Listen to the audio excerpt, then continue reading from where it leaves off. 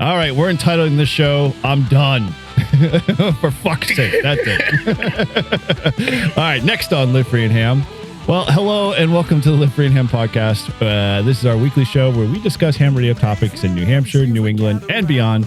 We're thrilled to have you here, whether you're a regular listener or tuning in for the first time, and we apologize, I guess. And thanks again for joining this episode. So let's get into the show. I'm your host, Eric N1JUR, and I'm with Dave Paul, N1OT. Todd, W1STJ. All right. Well, like we like to do before we get into our topic, we want to catch up and let you know how you can get involved in the Live Free and Ham community. And the easiest way is always to connect with us online, and you can do that via Discord. Head on over and visit the Live Free and Ham Discord, and the link is in our show notes and on our website. So come join in on the fun. It's been a great, bunch of conversations and groups, and you got Grouch, you got Todd, you got me, you got a whole bunch of people. Tortoise is in there. So there's a lot of great folks there. So always, come participate. It's a great conversation. You can always leave us a voicemail. You can do that. If you have a question, maybe you've been racking your brain, you need some help, dial the number 978-233-1142. Leave us a message and we'll try to help you out, or, call us. Let us know how you think of the show. And as Paul always says, as it scrolls by, you can call us for a good time. Good timing. Finally, we got it right. All right. You can also reach us at All-Star. We have a nice All-Star node hub set up. That's 580-871. And you can check us out there. Todd and I are usually hanging out there. And when Grouch finally gets around to getting his node back up again, he'll hopefully join in there. And we always have a monthly live stream where, if you don't want to miss out on all the antics, you can come check us out. Make sure you subscribe to the channel and hit that notification bell so you get alerted when we go live. And you can always support our show financially if you want. You can visit us at the storefront at livefreeandham.com/shop. Pick up any of our merch there, a whiskey glass, whatever. It's all there. And you can always, like I said, support the show financially. And all of our Patreon and members get access to all of our episodes, discounts, free merch, and a bunch of other great things. And all of our screw-ups, because ergo me being slacker, can't even get the private Patreon link out to them in time enough so they can join in. But I appreciate, Ted and Mike, who are in here tonight hanging out with us, even though, I can't get my... 2 feet in front of the other kind of thing. So, and with that, there's so much more. As little as $3 a month. It's not a big expense. Mm-hmm. As we thank Bob for that clip, and he is our #1 fan, and you too could be our #1 fan as well. And so we have nothing in the mailbag. We've got no do-goods today, and anything in WinLink, probably not. Maybe we could skip over it. To be honest, I neglected to check it. So okay. If you'll give me a moment, okay, I will. I'll find my elevator music here. Hold on a sec. Let me go grab that. Nope. All right. Nope. WinLink is empty. Wow, that's a trifecta, my friends. Well, that it deserves a us to move on, I guess, at this point. You and as Todd, Mike. Mission failed. We'll get him next time. And in the famous words of Todd.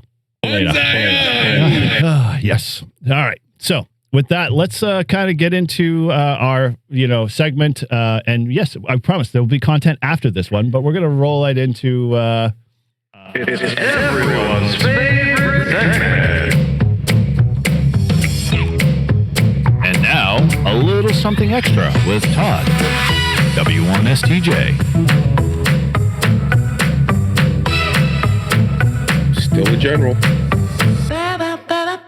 All right. Well, this is our little segment called Little Something Extra. It's where you heard it. You might have heard it. We helped Todd study for his extra class, but we've encompassed this now further, increased the scope, made the mission state that much bigger. Todd helps others get their, general or maybe extra. So each episode, all those questions Todd studies for or doesn't study for and gets tested against helps you get a little closer to getting maybe your next upgrade in your licensed class. So if you'd like to follow along, head on over to hamstudy.org. It's an awesome resource to help you prepare your test and is recommended by all of the VEs that I come in contact with because it's the best one out there. So without any further delay, Mr. Quizmaster, take it over away. N1OG. Todd, we are doing extra class questions. Tonight's first question comes from sub-element number 8. The question that you've had before is, what is the modulation index of an FM signal?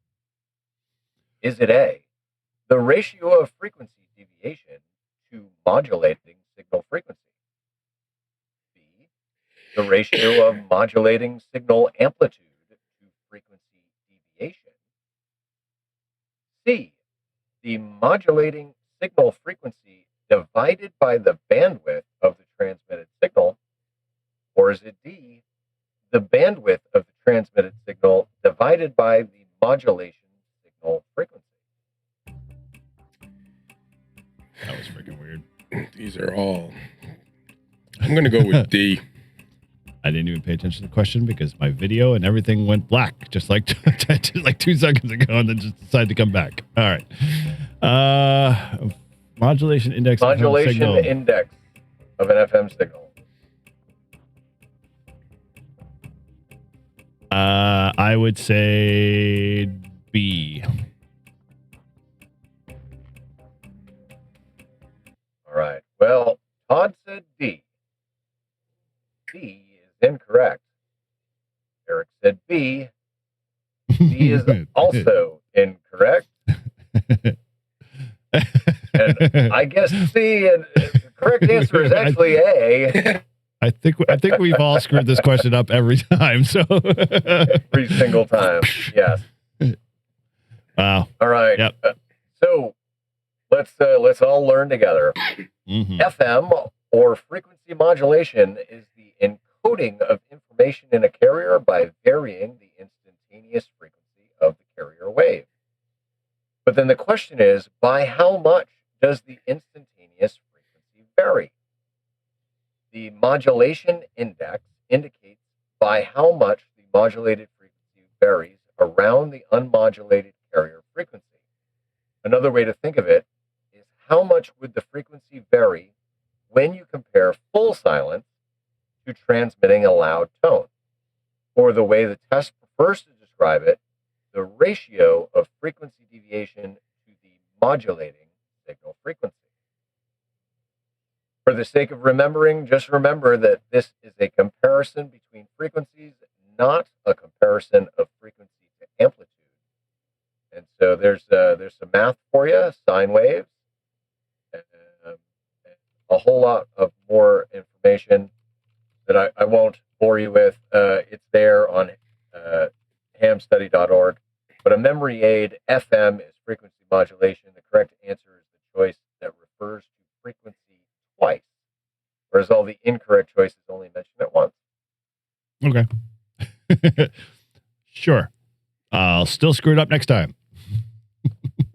That's all right, because it'll keep giving it to you until you start getting it right.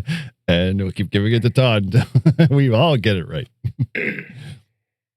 All right. All right. Question number 2 comes from sub-element number 5. And the question is, what is the relationship between the AC current through a capacitor and the voltage across a capacitor? Is it A, voltage and current are in phase? B, voltage leads the current by 90 degrees? C, voltage and current are 180 degrees out of phase? Or is it D, current leads the voltage by 90 degrees? Fantastic. I'm going to say B. Yeah, I'm with you on that. That's what rings a bell for me. All right. So I had a little Elon glitch. Did you say B is in Bravo? Roger. Roger. We have a little fade there, my friend. I couldn't tell. Did we have a fade in the band? There was just a slight little hiccup where I heard what I thought was B, and it kind of skipped for a second. All right. So B, voltage leads the current by 90 degrees. It is wrong. Incorrect. It's probably D then. I meant D. I said D. I asked to confirm. Yeah, so the correct answer is current leads the voltage by 90 degrees. And a helpful way to remember the relationship to current and voltage in inductors and capacitors is Eli the Iceman. Oh, yes. In a capacitor, symbol C is current, I leads the voltage E by 90 degrees. In an inductor, symbol L, voltage E leads the current I by 90 degrees. Another helpful way to remember this Shame. is Shame. Yes. Another helpful way to remember this is capacitor and current both start with C. And for an inductor, it's opposite from a capacitor. Sure. No song from me All right. this week. Well, guess what, Todd? You're striking out, but I know. Oh, you got to remember fact this one. Got to remember that this one. You were going to get this one right. I hope so. I made a short about it. I got this one right the last time. Why is it coming up again? You did not get it right last time. I think we guessed. Yeah, I did. Yeah, well, it wouldn't have shown up again because we are You did not testing get you. it right last time. Trust me. Go back and watch my short. But so, all right. The third and final question comes from sub-element number 7. And the question is, how many flip-flops are required to divide a signal frequency by 16? Is it A, 8, B, 4, C, 6, or D, 16? Eric, wasn't this one? I don't. No, it was not. This one, divide. Divide is the key word, my friend. I know it was weird because I think it was 16. And we're not talking flippity floppities like you're going out on a boat. Right. I'm gonna say D. I'm going with B. Hold on. What was Todd's answer again? He said D, I think. David, right? D is in Delta? Yes. You're gonna divide by 16. You're going to divide 16 by 16. You are wrong, sir. So the correct answer is 4 because flip-flops divide by 4. Flippy flop, And flippy so flop. If you're dividing a signal frequency by 16, you're going to divide 4 times. So inserting a flip-flop into a circuit will divide the input signal by 2. Therefore, to divide a frequency by 16, you need 4 flip-flops. There you go.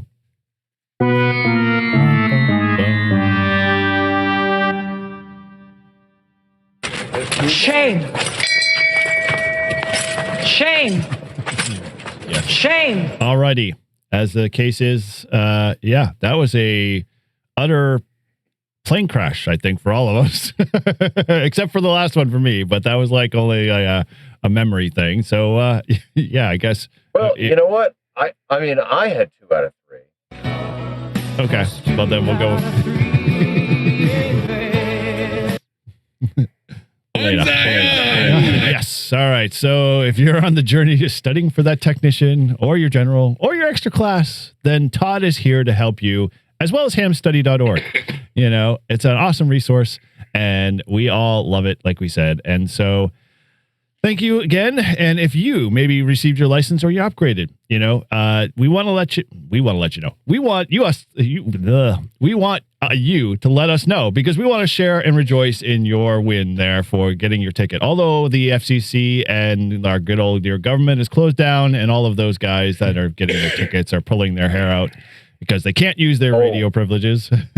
There are so many stroke AGs out on the radio that are just waiting. I know. It's so crazy to hear. Like, I've heard more stroke AGs or AEs in like in a short amount of time span. I'm like, Okay. Is this the new call? The way I look at it is because the government can't get their shit done, because you don't have to have a license to go on the extra band. Who's going to enforce it? They're not working. Paul. I don't know if that warrants an 80 meter yet, but it's true. just getting warmed up. Prove me wrong there, Eric. If they We're gonna can't get you a little sign you can put next to yourself. if they can't do the tickets and issue the license, then they don't have time to be monitoring the bands. So fuck them. Well, technically, the FCC is not don't. monitoring the bands. It's the volunteer band guys at ARL or wherever. The amateur radio watch check. Is that what they're called? Yep. Well, those And are then- the people that emailed me when I made contacts out of my Right, out of and my then- band privileges. And then what are they going to do? Who are they going to contact? The FCC that's not working. Well, Correct. true. Right. That So the process takes a watch long band- time to get up the chain. Yeah, so the watch band is basically going to report to nothing. Basically, what's going to happen is if we overload the system with all of these stupid, like, hey, let's, play without privileges. Let's, be in the wrong band space. Let's report all this crap. And then all the backlog would try to process all the licenses. The FCC is just going to implode and then nothing will get done Cool. because it'll have Let's caught do it. fire. I'm gonna build an amplifier and it's gonna be specifically for 60 meters so that I can go on the 60 channels and I'm just gonna run 1,000 watts. Watts all the time. even in the digital portion. Well, think of it this way. Like I always say, there's nothing the government runs that runs well. So I don't know. I don't disagree with you. So the FCC is run by the government. It runs like, I mean, why couldn't they just have, like, seriously, with all the technology that we have, you're telling me that you can't submit a digital thing and the thing just spits out? Like, is there seriously someone sitting there that's going, oh, yes, let me type out the thing? So I don't get it. Why isn't it just not spitting them out automatically? Probably because it's two different systems trying to talk to each other that aren't coded to, build the bridges. Yeah. It's like, it's almost 2026. I think that's something we could get accomplished. Don't disagree. But I know from a technical standpoint, when you start to add technology in government, it's just like slow moving train, no brakes. Eventually they come crashing. And then they hire a new consultancy to build the whole entire thing all over again. So put these techs in timeout. Yes, Mike, we will try to do that. Good. We'll create our own enforcement team. Alrighty. Well, so we're going to skip over our usual Ham Radio Week catch up because we kind of got already a bunch of stuff we're going to be talking about related to that. And so, I'm okay with that if you guys are okay with that.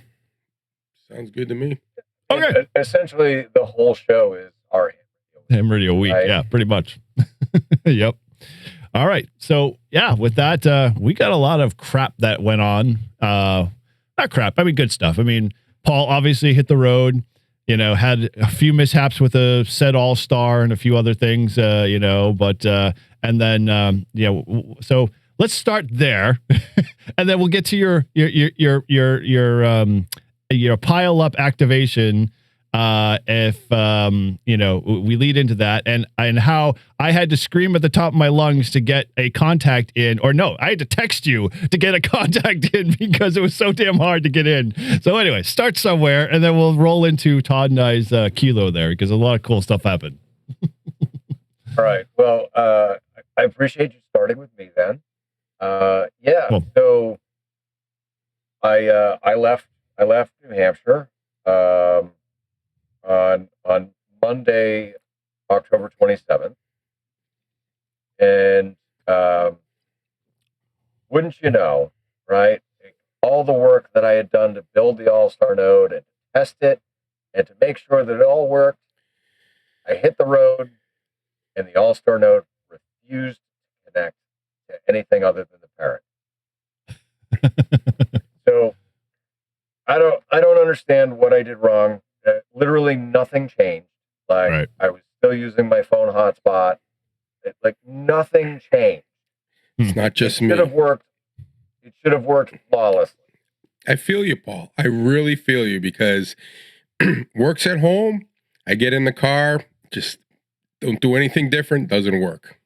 Okay, we'll start with Todd since he's up this way, and then when you get your ass back here, I'll help you get all of it settled. So it's literally just like a light switch. So what I am going to do is I'm going to take a little bit of some things from you, right? It's like you get to see my truck and I get to see your truck, and kind of Yep. like get some ideas from each other. And I think that maybe a 20 amp hour battery behind Yeah. my seat would be perfect. That'd be fine. And so then I'll hard mount the All-Star node in behind my back seat. But I'm gonna start from scratch, and I'm gonna redo it all, and I'll make sure this time that I do the IAX whatever. Well, don't blitz it. Leave it as is, and then like you and I get some screen time, and I can show you where in how to edit the file that you need to add that line, because all it is changing a line that says yes to no or no to yes, right? Yeah, vice versa. And then you save the file, then reboot your node, and you're good. So no need to rebuild the whole entire thing. Yeah. All right, easy peasy then. Yeah. Yeah, because I mean, so ideally, right? What I would like to be able to do is to leave the node in the truck. And then, like when I'm here close to the RV, have the node on the Starlink, Mm-hmm. and then when I'm mobile, switch to the phone hotspot, and have it not skip a beat. Well, or you could do, basically if you could figure out how to use that 75 ohm coax to basically make, put a mag mount antenna on the top of it, you could hook the All-Star up to that and then leave the All-Star in the camper, and then you could work your radio from the All-Star there, and that's, all you'd need. So you wouldn't even have to leave it the camper. Right. No. I want the All-Star node to live in the truck. Oh, you want it totally separate. Got it. Yeah. But so like when I'm near the RV, right? Obviously my truck is parked near the RV. It's close enough I can hit it with the HT. Yeah, true. Okay. So yeah, do the reverse. Makes sense. Right. And so it'll just live there, but when it senses that the phone hotspot is no longer active, I want it to switch to Starlink. Mm-hmm. And then when I drive away, I want it to go, oh, we lost Starlink. Now let's pick up the phone hotspot. Yeah. Okay. That makes sense. Yeah. Okay. And then, I got to do repeater programming too in the truck, because I realized when I got down here that the repeaters that I had saved in my SD card, they're all for like the Orlando area. Mm-hmm. And you're nowhere near. I'm not near Orlando. I'm not close enough. Mm-hmm. And so I got down, to this area, and I was like, yeah, simplex. That's what it is. But I got to figure that out too, because my dual band antenna on the truck it just doesn't receive very well at all. And so I don't know if it's because it's the CB antenna is on one side of the back rack and the VHF UHF is on the other side. I don't know if they're interacting with one another, Mm-hmm. or I don't know if it just doesn't have a good enough ground plane. But there's something wrong where it is not here well at all. I did make 2 5-2 contacts on my drive down, and so one was in South Carolina, or no, it was in North Carolina heading into South Carolina, Mm-hmm. and then the second one was in Georgia heading into Florida. But both instances, like the other vehicle that I was communicating with was literally within a mile or two of me heading in the same direction. Mm-hmm. And so it's kind of like we were able to just talk back do and forth. CB conversation. Yeah. So quick question, Yeah, backing up basically. on the antenna. One thing I learned with mine, because mine started to act up, is that how do you have yours connected to the rack? Did you drill into like the ears? Okay. Yeah. So you might have the same problem I just started to develop, is that water's getting up underneath that little like lock nut, and it's basically creating like this barrier to basically grounding the antenna. And so I started to like, that's when Todd was like, dude, I can barely hear your signal. So I just undid the whole thing, found that the hole that I had that I sealed up with some, basically primer paint had developed water in it and basically just created this nice little layer of small thin rust. And once I cleaned it all up, rushed it up, and then POR 15 it again, let it dry and put it back together, it was, lickety split, had no problem. So that might be part of the issue you might be running into. Well, another thing too is, I've got a really thin piece of wire. I think it's maybe 12 gauge or no, it maybe 16. Like, it's pretty thin. That goes from the back rack, just like the back rack itself down to the mount. Yeah. And so what I want to do is I've got some actual braid, ground strap. Yeah. Right. So I want to take that and go all the way down to the frame with it. Yeah. Yeah. That'll help. So get myself a better ground plane. Yeah. But Okay, I'll take it that makes apart sense. and check for rust too. I appreciate that. Yeah, that's where I run into. I have my whole back rack's grounded to the frame with a big giant, 2-inch, it's like an inch and a half, braided strap that goes from the back of the rack all the way down to the frame, and seems to work fine there. So cool. All right. All right. Well, So hey, those are my all-star fucking woes and things. So we want to continue on the all-star path or wherever you want to head. no, All Star's good. I mean, for those that might not know, we hang on HR20's node when we are on, and if you also want, Lift Free and Ham also connects to that, and that's 580871. So feel free to join in and hang out with us, because I at least have both my nodes here in the shack on all the time now, and so once we get Todd back on, and Paul eventually, we'll all be on. So come hang out with us. It's way better than a lot of the repeaters. I'll get it back up and running this week. Cool. All right. Well, enough All-Star. So moving on. North Carolina, my friend. Let's talk. Okay. Well, it was South Carolina. Oh, sorry. South Carolina. Yes. Yeah. So when I had planned my trip south, I plan all my travel, like months in advance. And so I had reached out to Steve, KO4AFL, and I said, hey, listen, it's going to work out that like I'm going to end up stopping in your neck of the woods, right? He lives in South Carolina. Let's plan something. And so I said, this is the date that I'm going to be in your area. And he said, oh, perfect. Okay.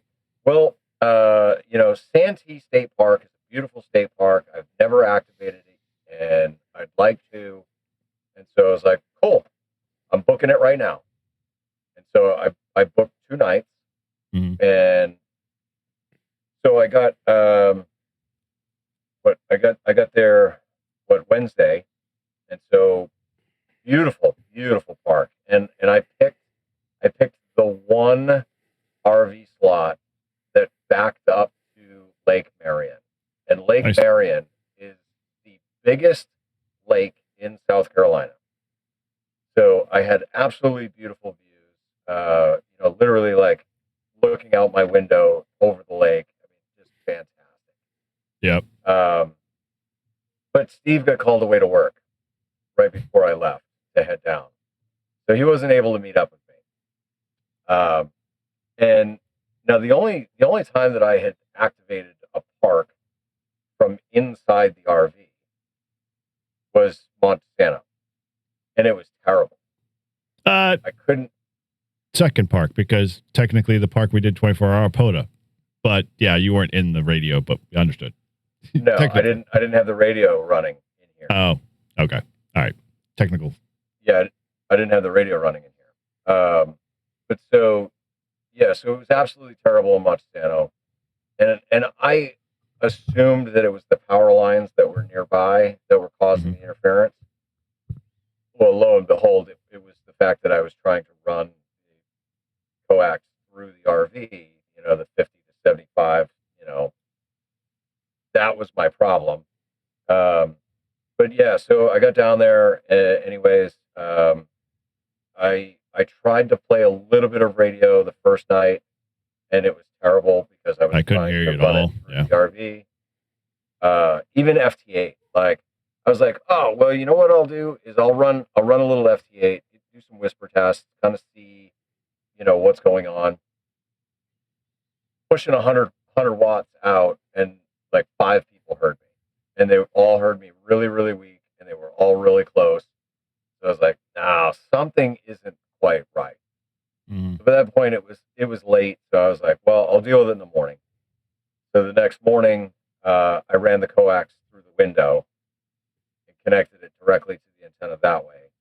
Yep. And lo and behold, FT8, boom. I was hitting Australia, New Zealand, all over Europe, the whole US, like just gangbusters, just lit up. Yep. And of course, that day we had gotten, I think an X flare or, a major C flare. The bands were just terrible. So I played FT8 for a little bit, made sure I got the park activated. I think I got 20 or so contacts. And then I was like, you know what? I bet that 40 meters is, regardless, right, of the band conditions, 40 meters, I'll get some NVIS. And so, let's switch to voice. And so I switched to voice. And, dude, 40 meters was awesome. Mm-hmm. It was awesome. Yep. I literally, for 2 hours straight, had almost a constant pileup. And yeah, you text me, and of course, like, dude. So I'm sitting here, and I'm so proud to be activating a park from inside the Grouch Mobile Command. I got my boom mic, and I'm talking with my foot switch, and I'm going, and sure enough, like Good, Bad, and the Ugly keeps playing as I'm talking, because that's my text tone. Good, Bad, and the Ugly. And so I'm like, all right. I'm like, stand by. And I check my phone, and I see, oh, W1LFH is trying to get in touch with me. Uh-huh. Okay. All right. Well, I think I heard a W1LFH in there. Exactly. Never. He was barely like, wait, let me see. What was the text? Okay. So, no, that was the three-way chat. Where is the one? It was literally, oh, yeah. Yeah, there was one guy from New Hampshire. Like, so I thought I had at least a prayer. You heard a guy from New Hampshire. You were like, oh, from New Hampshire. The guy was like, New Hampshire. I mean, he was a struggle to get, he's like, I think I heard New Hampshire. And then that was the end of the call. But he was like super loud for me, which is so weird because I'm literally like, where the hell is he? And then I looked him up. He's like literally like in Hampstead or something like that. And I'm just like, why the hell am I hearing someone from Hampstead, but he can't hear me in North Carolina? So I'm like, all right, screw this. I got to text him. I'm like, I said, they said New Hampshire. And then that's when your phone started going off. And then at that point, you kept going through the pileup. I'm like, he's not listening. I'm yelling. Literally, my wife said, what are you yelling at? I'm like, I'm yelling, Whiskey 1, I'm free at him. Like, so you can freaking hear me. Because there's no way, like, the pileup just kept going and going and going and going. And, like, I was being rude. Like, even before you said QRZ, I was like, screw this. We're going to get in this somehow or hell I water. And then at that point. Oh, but you weren't the only one, because there was a ton of people that, like, were there? I wasn't saying QRZ, and they were just like throwing calls. And so I'm trying to write down prefixes and suffixes that I'm hearing. And then I'm like, all right, I think I heard this. Yeah, okay, let's go with it. Nope. All right. The next one. Yep, I think I heard this. Yep. Oh, gotcha. Okay, good. Yep, logged. Yep. And yeah, but so, I mean, dude, I don't care that you text me. Like, I'm glad that I was able to, like, pick it up and be like, yeah, all right, I think there was I need to add, like, I realized my mic settings were super overdriven for some reason. Like, so I've been having some issues with my flex profiles and stuff like that. So I'm at that point just nuking paving everything. But before I did that, that's when I was contacting you, and it's like, all right, I'm sure. And so I played it back before I wiped them out. I'm like, all you hear this is like, I'm like, oh my gosh, no wonder why he couldn't hear me at all. Nevertheless, I was probably super low anyway in all of the crazy pileup. Yeah, well, so one, you were super bass. Mm-hmm. Yep. So everything was very, very deep bass. and yeah, it was just kind of it was hard. It was hard to hear. Well, let me put a little dig. Let me put a little dig in this that, ICOMs, they don't have any balls, so you're going to hear all the high tones anyway. So, but anyway, go on. But yeah, so it was good. It was good to get you. I think I ended up with 201, 204. Wow.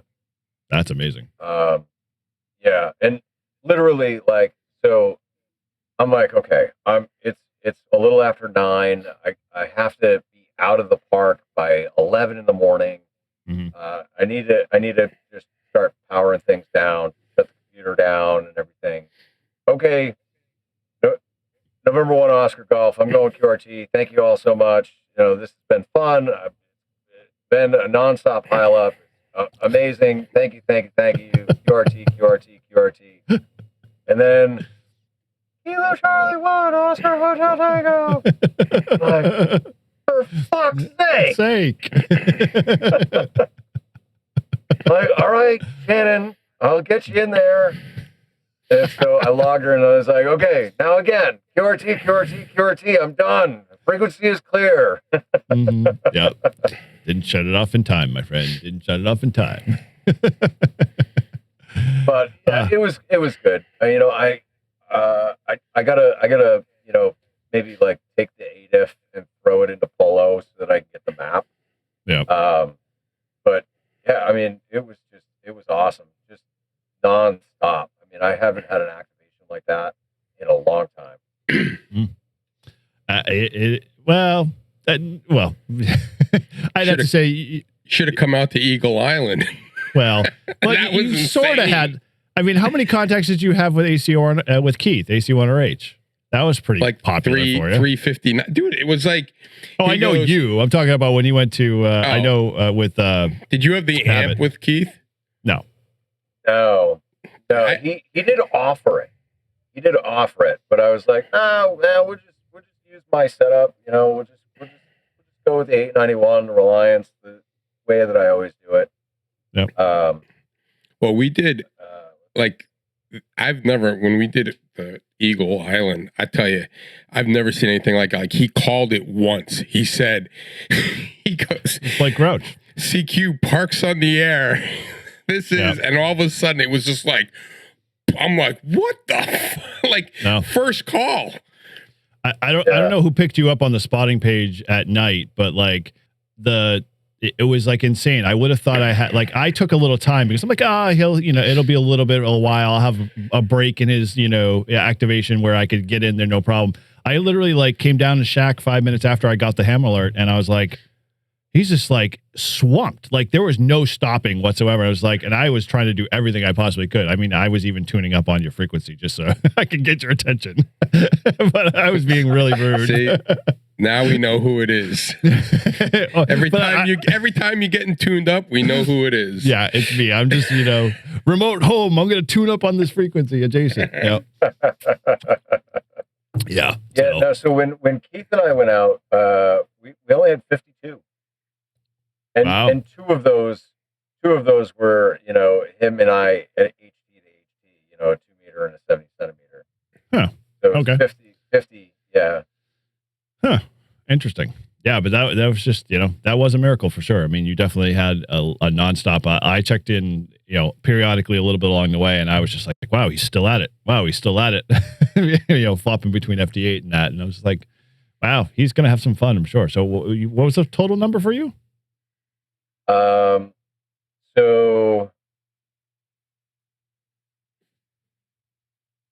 So I had, all right. Between, you were literally in the split. It split it to 2 days because, I started before 8 and then I went after 8. So yeah, but you have to clarify the fact that you actually announced it. He was like, "Hey, we're in a new log time." You literally was just all the hunters "Oh man, this is an opportunity," and they all pounded you hard after that. And so many came back. So I had 95 before 8 o'clock. Wow. then I had another 85 after 8 o'clock. Nice. Plus the 19 that I did on FT8. So just shy of a couple of about almost 200. So that ain't bad. Yeah. Ooh. Well, good for you, my friend. Good to have those wins. And I mean, I'm sure I could have kept going, right? Like, I mean, the pileup wasn't going anywhere. I literally was like, I'm done. See, I would love to put Todd to that test. I would love to get a place in a park activation where it's nonstop and we just like, no, you're going to take every call and let him see how far he goes before he falls asleep or collapses of exhaustion. But he get 100 and some contacts. That's not exhaustion.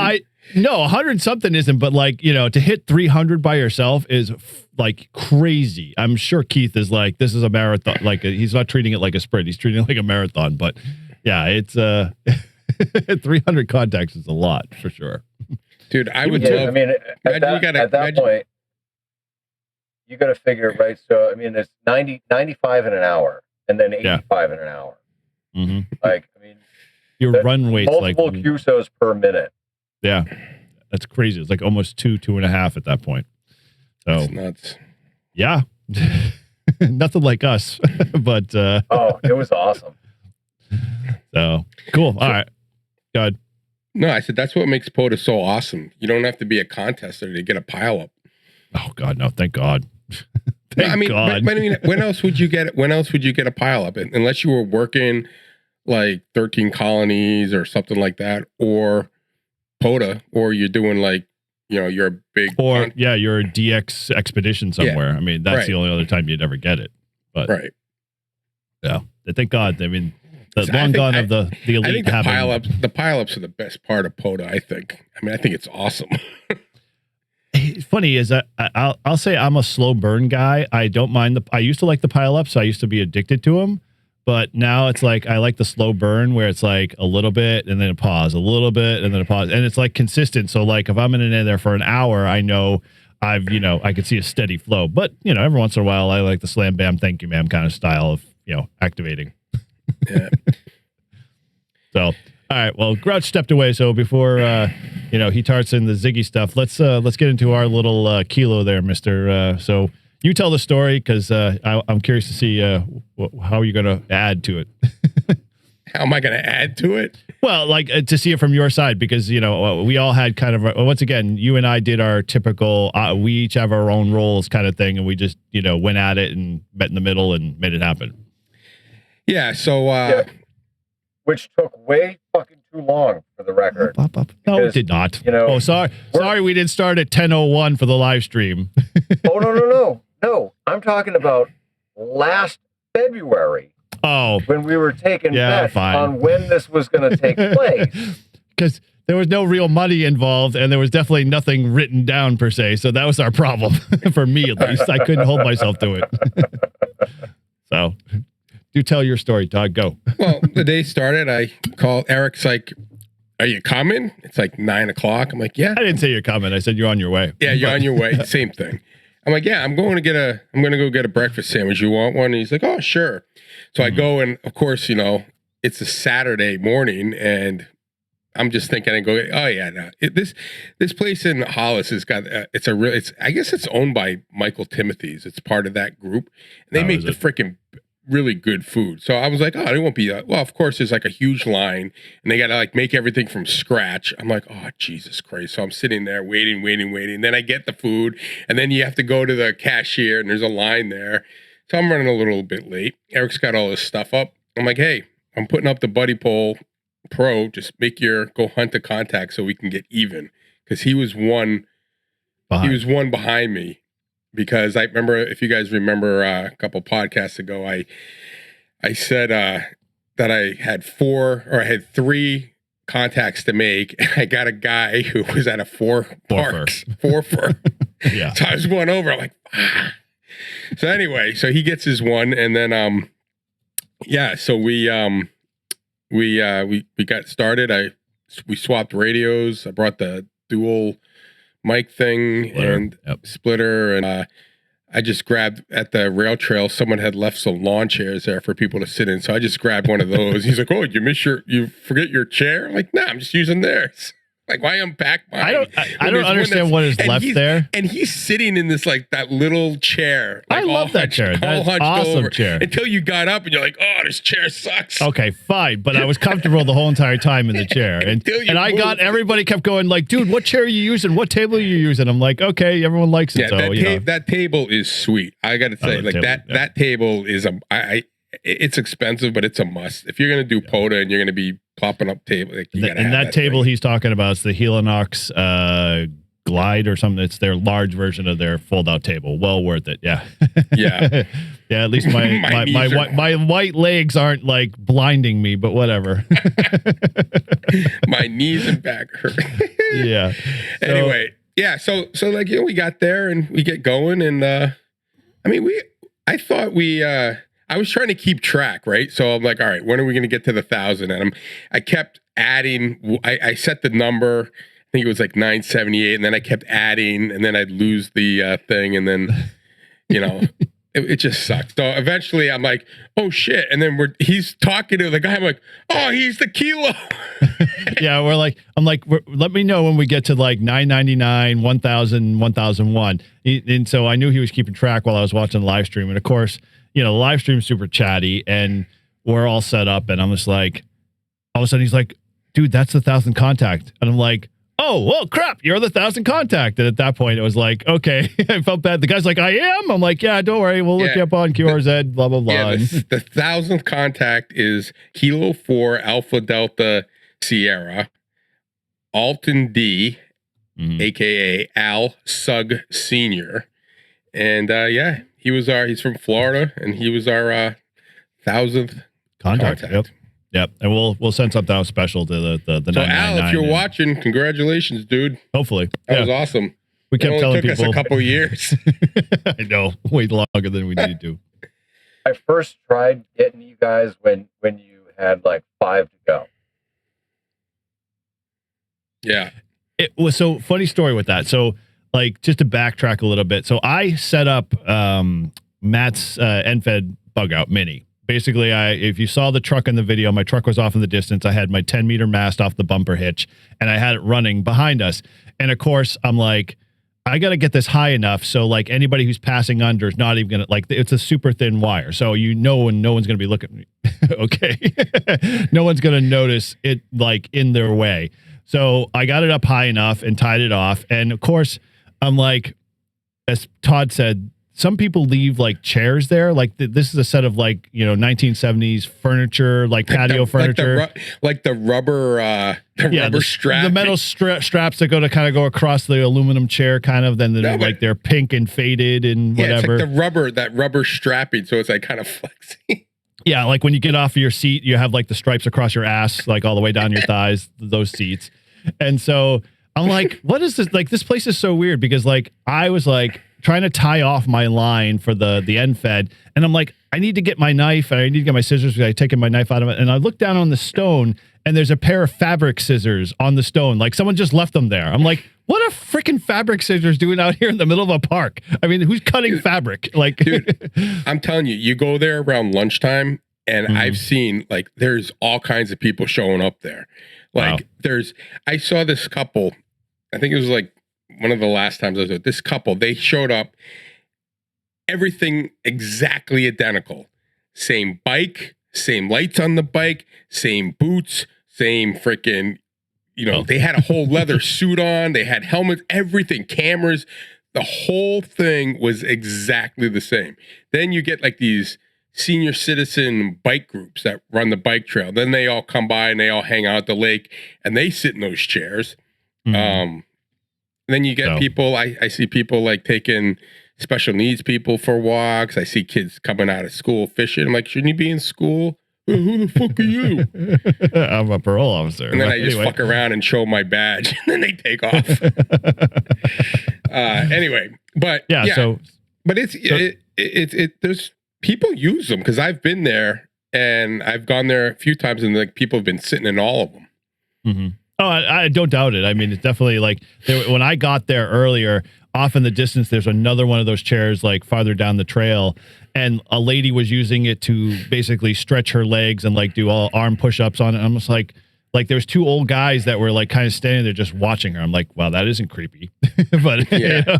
and so I kind of ignored what they were doing, and of course they were asking me like, oh, what are you doing? And I'm like, oh, I'm setting up for ham radio. And of course, like I figured at their age they'd be like, they at least understand the word ham radio, and they're like, oh, cool, yeah, sounds good. And then they kind of went off, because they realized that they were being creepy probably. Well, and normally, so many times that I go there, there's like either some dude's using a chainsaw or the freaking landscapers are there blasting, that was leaf with blowers, 10 meters. That 10 right? meters noise. Yep.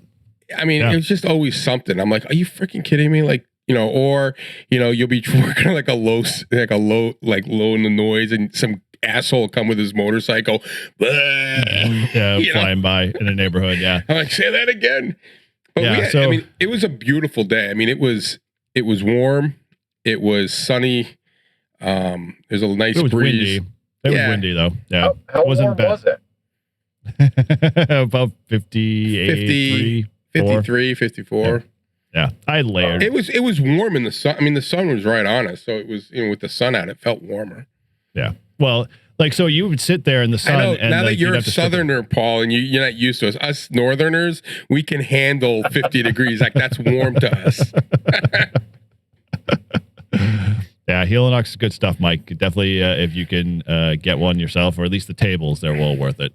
So yeah, I got there, set up the mast and the antenna, and I knew Todd said he was on the way, so I was like, okay, no problem. At that point, it was like 9:35 by the time I got the antenna finished, and then I was like, all right, I'm gonna get the table set up and the radio and the streaming gear and all that. And by the time I got the streaming gear out of the box, I realized it was like 9:50, and I'm like, what the hell? Where did time go? So at that point, I knew I was behind, and I was like, screw it. You know what? I'm just going to take my time.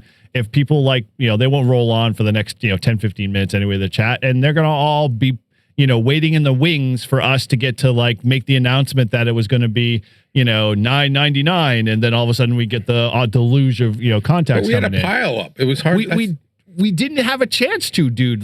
We fired. So we set up a coax switch, if you didn't notice that in the video. That we stuck one end on his buddy pole and the other end on the end fed. And so we just wanted to kind of play around, see what we get out of it. And I have to say that we started on 10 meters, and 10 meters just didn't shut down at all. I mean, it was like nonstop, and it was all good DX. I mean, there was a good percentage of those contacts were like Netherlands, Ireland. What else did we have? England. We had Colombia was another one. I mean, they were all over. And so, yeah, we were just like hammering left and right on 10 meters. Yeah, Brazil was in there. Oh, you got the log in front of you, right? So 10 and 15 were fantastic on Saturday. Yeah. And so that was just on his buddy pole. So yes, his buddy pole was already set up for 10 meters.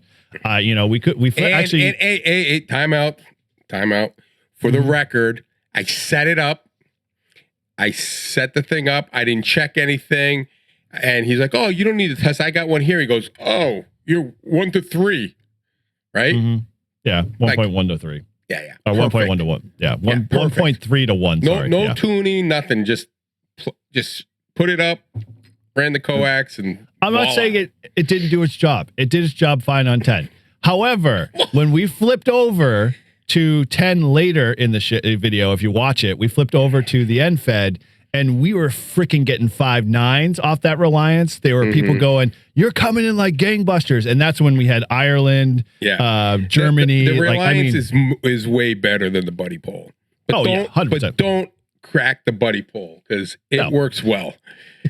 If you can master a vertical, and I'll put it in that category, if you can master tuning a vertical and getting it right, then you'll have no problem, having buddy pole as an additional antenna in your kit. But if I took a little bit of time tweaking the Reliance antenna, it was still cut for CW. So we were still a little high, but I applied Paul's rule of it's under 3 to 1, we're fine. So that was because Todd was we're pegging. Why was it cut for CW? Well, that's because he cuts it a little longer. So you can tune it back if you want to do it for, because if he cuts it for sideband or the middle of the band, or middle of most of the bands, then the CW guys aren't going to be able to use it. So he cuts it for the CW guys, and then you just trim it back or turn it back and on itself, and you'll be fine. So what do you mean turn it back? Shorten it up? On the other end where you attach the mast, you just basically make it Yeah. longer on the loop Yeah, side. it's kind of like how I do with the Buddy Pole Pro with the raised counterpoise. the razor, Sometimes you're lengthen it. But like I did that, like I just guessed. I was like, yeah, this is what it's normally like on 10 meters, a little bit longer than the gray dot, and put it up there, and voila. Yeah, but I mean, I will. It was like as I turned to Todd, because literally all the streaming gear went up. I didn't have any problems with any of the connections. We fired it up at like 10:05. It was like 10 past 10, I think, by the time I got the live stream up. And then at that point, people started rolling in, and it was, we were kind of just having like a nonchalant, we'll get to it, when we get to it. And then, of course, like Todd's like, we already started on 10 meters, and it started piling up. And I'm like, Todd, how many do we have to get again? And he's like, oh, let me do the calculation. So he's streaming and trying to figure it all out. And he's just like, yeah, I think we got like, 17 more to go. Or I'm like, oh, okay, cool. And then at that point, we just lost it because there was no way, like it was coming in so quick. Coming in, I couldn't even keep, because we were going back and forth, and then I would forget, and then I have to go recalculate it and see how many. I was like, oh shit. And then I'm like, holy crap. I'm like, I think he's 999. I'm like, oh no, he's 1,000. And we almost lost the guy. The guy was leaving. Yeah, he had basically said 7-3. I'm like, hold on a sec, wait. And at that point, he was like, oh, okay, cool. So it was good to do that, but it was funny because we had Tortoise in the chat. We had Shannon in the chat. A few others. I think Ted joined in and a few others. But Tortoise was we'll say the hero, unsung hero of the day, because literally he couldn't get us on 10 meters, but we went to 20. He picked us up on 20, and it's like Todd grabbed him the first time, and I heard off in the corner of my ear when he's like, "That's N3 Mike Foxtrot Lima," and I'm like, "That's Tortoise" in my head before I said it, and he's just like, Mike 3 what? And it's like he didn't make the connection. You know how you do that a lot of times when you know the call sign but you don't write it down. Right. And so he didn't make the connection. And I'm like, that's Tortoise. And I'm like, Tortoise. And he's like, cool. So he was coming in it was like a bad 3-3. Like I could barely hear him kind of thing. And then, we started, Todd's like, oh, well, what else can we do? Let's go on 12. Let's go on 15. Let's go on 17. And so, he came to our rescue. I think I needed 17, right? Yeah, you needed 17 and 2 other bands or something like that. You neted like 12 and 12 was dead, I think, at that point. But yeah, Tortoise was like the rescue. Yeah, I mean, I've got everything except now 40 or 70 centimeters. And then I got to get 80 and 160. Which I don't know how I'm going to do that, but you might have to borrow Izzo's antenna. Trying to get 10 bands is tough. Yeah, you also might have to just go out there in the dark to do it for 80 or 160. All you have to do is make one contact, right? Yeah, it seems simple to say, doesn't it? How long did it take us on 17? Yeah. What about Mike? So Mike's being a wise ass. We go to 17. And Mike goes, hey, just make sure you watch out for the extra portion on 17 meters. So I'm like, oh, shit. I'm like, are we in the extra band? Like, I had no idea. And then he's like, and then someone said, oh, you should have the mat. I'm like, oh, I have the mat. It's in the car. But I didn't bring it out because I didn't think we needed it.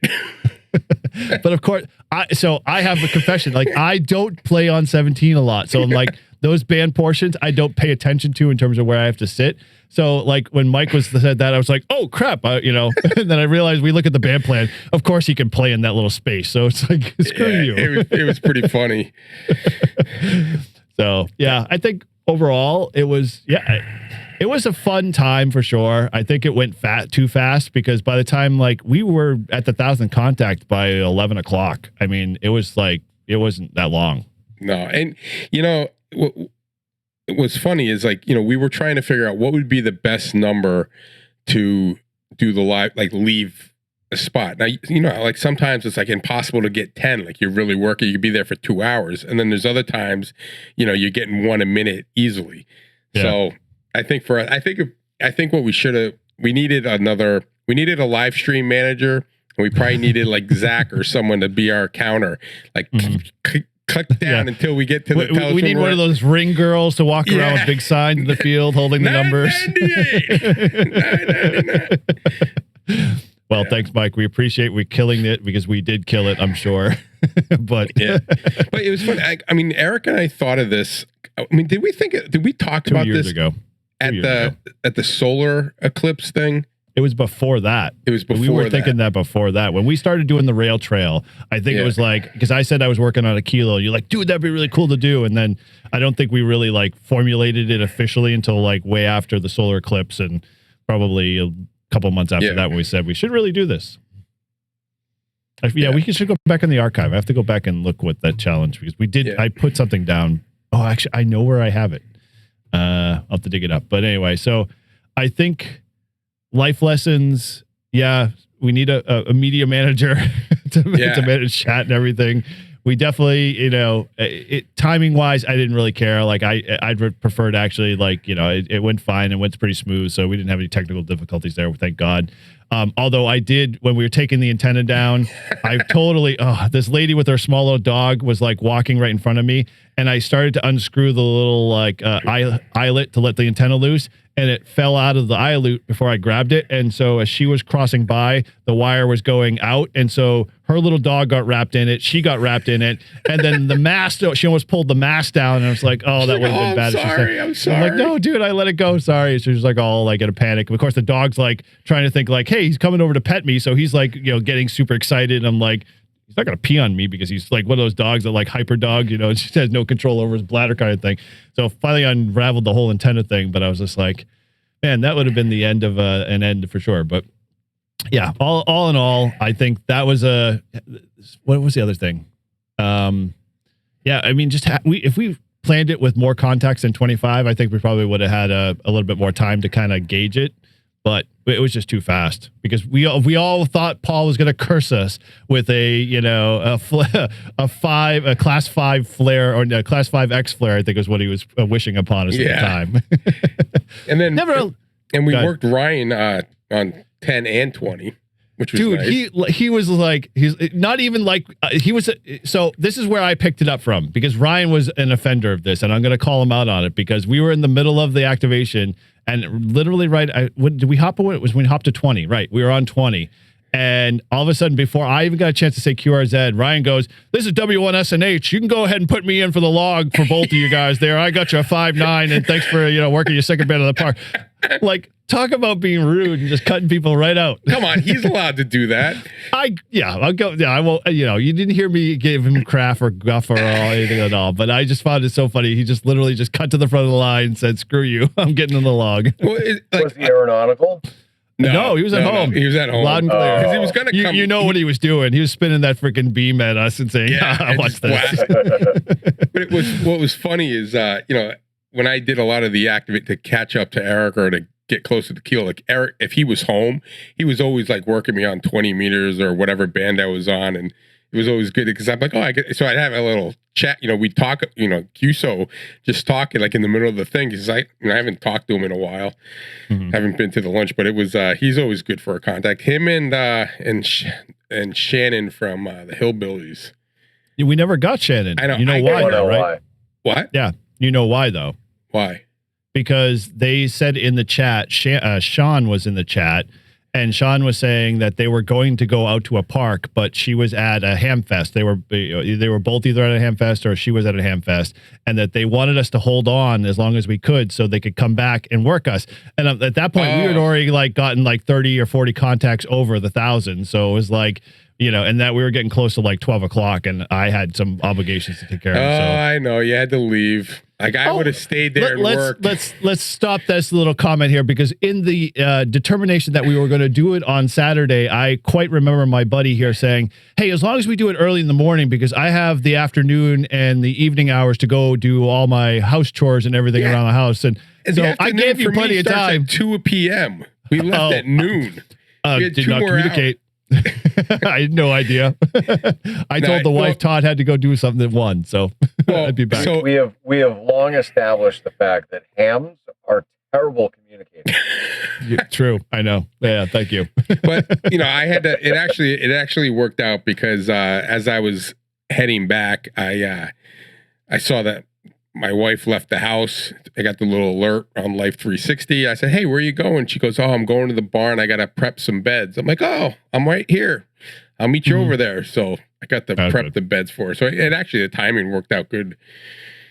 But it it was pretty awesome, and I uploaded the log right from the Yeah, park. I'm like, I literally got home and I'm like, that fucker, he already I did it uploaded right his log. I did it right from the park. Yeah, I figured so. And then I'm like, I'm pulling out after I, hit the porta potty, and I'm like, he's still sitting there. And I'm like, what the hell's he doing? And I'm like, he must be talking to his wife. And then I didn't, think about it. Yeah, he already had uploaded it. Have you gotten your award? You got your award. Yeah, so it's right there. There it is, baby. That thing came. So it's weird. That came instantly, right? So as soon as the log cleared, it showed up instantly. Like once it said the log was accepted and thing, but on the park, it still said like 978. So that was delayed. But as soon as what the hell? What? Dude, how did I get one less contact than you? I haven't got my award yet. I just looked at the rail trail stats. It shows me as 1036. What do I have? 1037. You dominated the park still. How did I get one extra one? I don't know. Did you log the last guy? Probably not, because you're like, oh, come on. I'm like, come on, we got to get this last one. Well, but it still should have like tabulated because I got that one to get us to. No, because then we were even. Oh, that would make sense. Did you get the last guy that got? Probably. You shut the radio off after that. No, I shut that radio off quickly because we had already done it once. So I can't remember who's that last guy. Was that last guy that we got that you were like, you had heard him in there or whatever. And then, I was like, no, we got to go QRT. So yeah, I shut that down faster. Well, we had one because we ended on, because remember we had that guy that we worked twice and you said just work. So I ended up with 69. I ended up with 59, which drives me nuts because I would have done one more just to get 60. Yeah, I haven't gotten my kilo. Well, how does the second kilo show up? Does it show up as an award? It shows up as just an addition. Yeah, what do they call it? Like another small profile word. That's right. It's like when you get the park, support your parks, it just lists them all.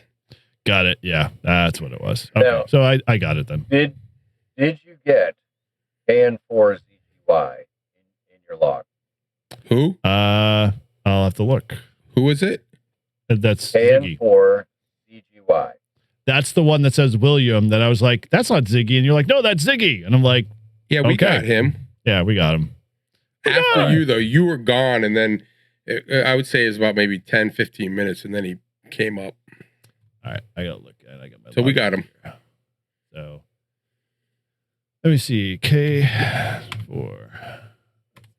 No, don't log that. That's the one thing I hate about. Yeah. Kilo November 4 Zulu Golf Yankee. Yeah. Sorry. Reset counter. I don't care. All right. I gotta do find here.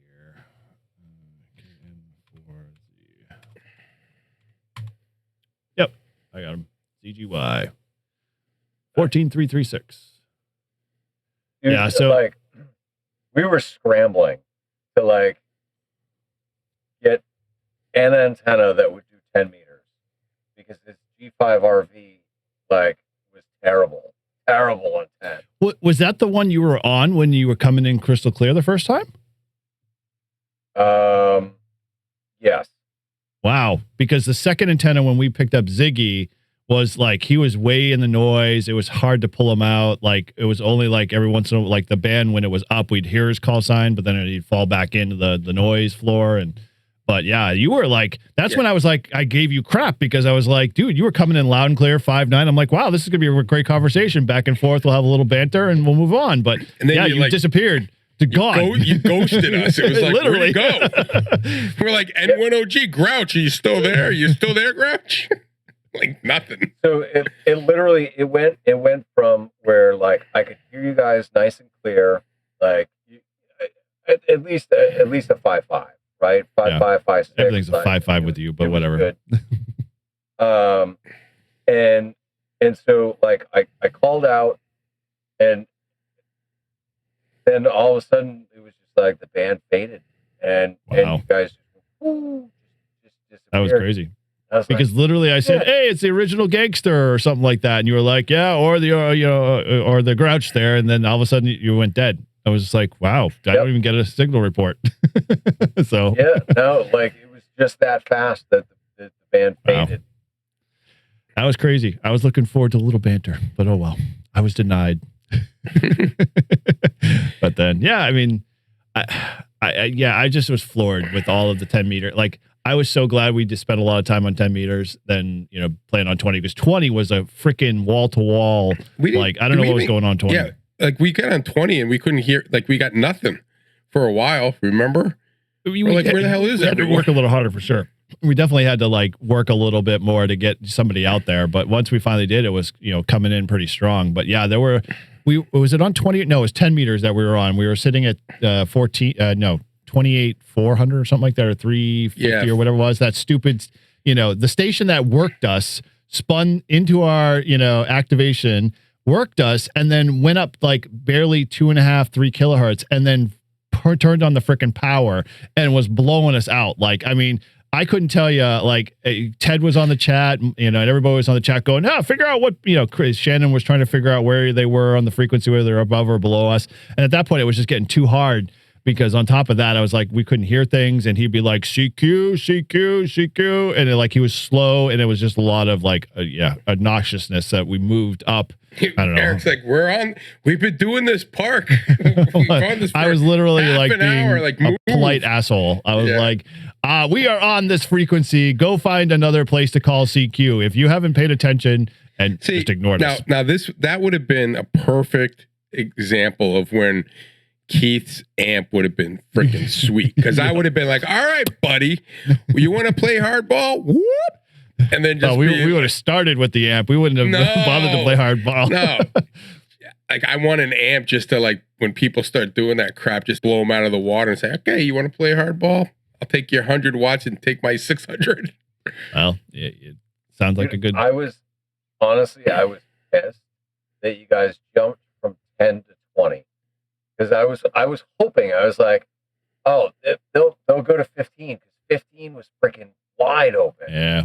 Well, he had already worked 15, so I didn't get right over and went to 20, where everybody was playing. No, we went from 10 to 20, and then we went to 17. Because but we did 17 at the very end. After we went, that's not the proper sequence of events. You should go. Well, Grouch, there's this thing called a cell phone. You could have texted us, and we could have said, coordinated the sched. But no, we had people in the chat going, "Hey, we can't work you." Shannon's like, "I can't work you. Maybe 20," and then Tortoise was able to work us a little bit. But yeah, so my apologies, my friend. We wanted to have a QSO. That's all. I don't know what happened with that. If we didn't have to leave at noon, we would have definitely gone to 15. That's for sure. I wanted to have a QSO too. we should have just switched over to the wire, because we usually could have done it, but I didn't think about doing that to see if we could pick you up again. But we were already still answering a whole bunch of calls. The funny thing is that oh man, I just forgot where I was going to go with that. Oh, well, maybe we'll jog a memory in a second. But hey, what happens when you get, like, is there like a 5 kilo award? Yeah, you can keep going. That increments. Like, you get them all at the same time? No, like, do you get, is it, like how you have a kilo award, then do you get like a 5 kilo award, a 10 kilo award, 25 kilo award? Yeah, let me pull up the kilo? I'll pull up the rules and documentation, because they tell you exactly kilo award. There we go. All right. So the kilo award is winter. Oh, I have to look for it. Autumn. What would be impressive is the kilo award for hunting. It doesn't say. It's just 1,000 QSOs, same park. So I think it just increments for every kilo you get at every park. So if you got a kilo again at the rail trail, it'd be another, increment of that same park. Yeah, I was just thinking, like, how sometimes you can get, like, as you get, like, the awards for how many activations you do, you get, like, it starts off with like 10, then it goes to 15 or 25, 50, 100. You mean like the roves are, like, you do up to 5 and then it goes 10 to 25. Right. Yeah, right. I assume so. I don't know how many people, like, have that many kilos. I'm sure they're probably a small handful. Maybe Keith might have a double kilo somewhere. Well, he's got to at the Eagle Island. He's got 6,000 contacts. So yeah, So he's got 6 kilo park. Yeah, but you've looked him up. I'd be interested to know what it looks like on the award. Like, do they just add it like the date of when you kiloed it again? No, it doesn't show on mine. All I see is the number of. I just see the award, but it doesn't have like a number associated with it. I don't know. I'll have to look. Actually, well, just pull up Keith. Keith would show. Well, anyway, that was it was cool to get that for the first time. Now I gotta go.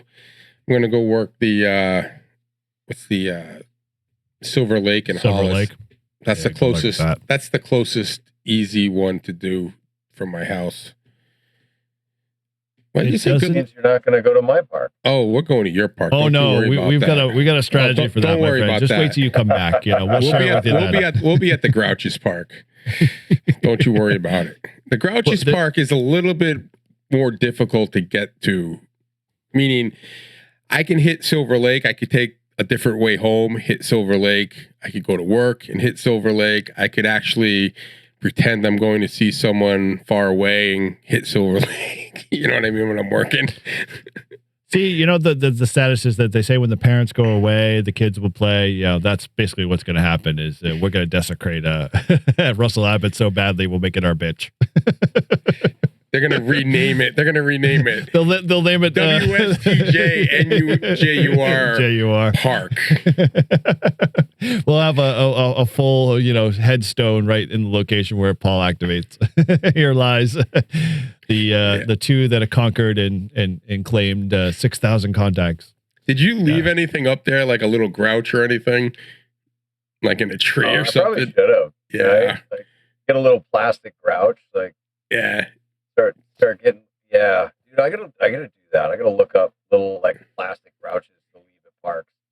Yeah, that'd be cool. The grouch is here. The grouch is here. I know, right?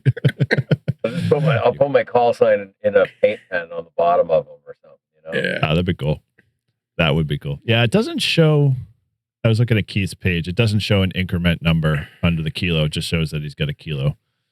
So I wonder maybe if there's a once you get to a certain level log or something. I'd be curious to see what they do. I don't know. Interesting. So yeah, I'd say overall it was definitely fun to do. It went too fast for sure. I think I was very surprised. I didn't like forget anything. Everything worked well. Like everything just it was literally just a fun opportunity, and the chat was great. I mean, I think everybody that participated and hung out in it, and you know, it's definitely great support. Yeah, I totally even. I mean, he was doing a live stream, and I wasn't even. I mean, I knew we were doing a live stream, but I didn't even. he was working it. Yeah, I was like, the camera's right in front of me, but I didn't even know. And then I look over at his screen. I'm like, oh yeah, there I am. So we should talk about our admirer too, as well. Oh yeah, the guy that showed up. Yeah. So we had just worked Europe. I forget. Was it Italy? I think it was Probably. Italy. It must have been Probably Italy. And the guy was riding his bike, and we're like, "Oh, ham radio," and he said, and I went, "Oh, yeah, that was just Italy." And then, like, I think we hit like Colombia or something, or maybe it was Colombia. I said, "Oh, it was Colombia," and he's like, "Oh, cool." And then we hit like a U.S. station, and so he was kind of hanging out and watching, and I was trying to interact with him and so when Eric was doing his side of the twofer, I try to interact with him, and then he came back, or before he left, he goes, "All right, well, thanks, guys, see ya." And then Eric brought out the card, so we gave him. I said, "Hey, come back, let's give you a card." And then he came back again. Let me caveat that with a little quick. They obviously, the people on live stream saw you talking to this guy because there was obviously like that little break in there, and they saw me ruffling through my bag. And then Shannon commented down in the chat. She's like, "Well, isn't this a great time for all that POTA propaganda you talked about on Brew and Activate like 2 weeks ago?" And I'm like, "Oh yeah, I do. And I totally forgot about the cards." So I went rifling through my bag, finally pulled them out. And then, you know, Todd, like, I'm like, "Dude, I put the cards on the table." And Todd's like, "Oh, we should give these out to people." And I'm like, "Well, yeah, here, go ahead." And he literally like, "Sir, wait, sir." And like the guy came turning around like, you know, whatever. And he's like, "Here." Listen, when that guy shows up at the club and is a new member, that's the effort you need. That's how we get. That's why POTA. It works for POTA. You get more and more people because look at how many people ever come by when you're doing a POTA thing and be like, "Oh, that's stupid." Everyone never. thinks it's cool, but if you go to someone and say, "Oh, I do ham radio," they're like, "Oh, you total nerd, you geek." Like, but Yeah, then well, when anybody they knows ham radio. see you actually in action, they're like, "Oh, that's awesome." They're like, where do you, like, yeah, just on that wire up there. And the guy looks up, he's like, "Really?" We're like, "Yeah." Yep. Yeah. So, yeah, overall, that wasn't the weirdest part, was the fact that after he literally came back a second time, we gave him the card. He went to go put his bicycle back on his car, I guess. And then the third time he comes walking back over and he wants to take our pictures. So God knows where our pictures are going to be in somebody's weird stranger camera roll, but maybe we'll laugh at it when he does show up at our club meeting in the future. He'd be like, "Yeah, you're the guy." Sort of like how Keith had that epiphany when he realized, you were one of the hosts on Live Free and Ham. Yeah. So, yeah, I don't know. Overall, I think I would do it again, but I think we'd have to do it much faster than the time frame we did it in. Yeah. So, well, you know what much faster. Thank you. What would be cool? Like it really affected you a whole lot. But something we could do is we could pick a park like Russell Abbott and just sit there for like a whole day and just kilo it in one day, and then come back on Sunday and kilo it again. We would have to start freaking early in the morning for sure, because and then we'll have Shannon go up there and kilo it for the day, and then we'll get the little grouch doll or whatever. We'll put a noose around it and just hang it from the tree.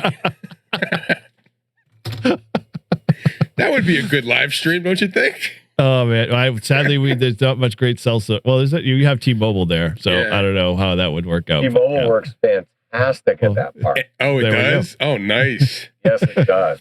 Well, we're going to be using your hotspot then, Todd, because Verizon is garbage in that location. Oh yeah, Verizon doesn't work at all out that way. Yeah, I'm at the wit's end with them, but we won't get into that.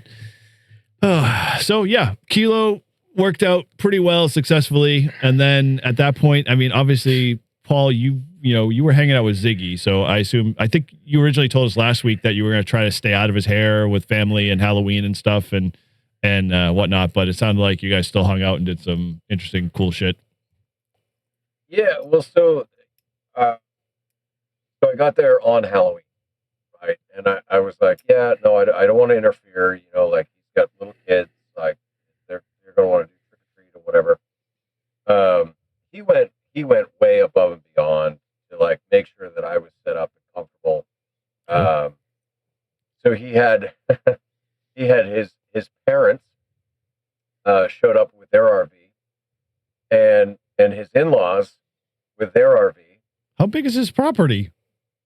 He's got 2 acres.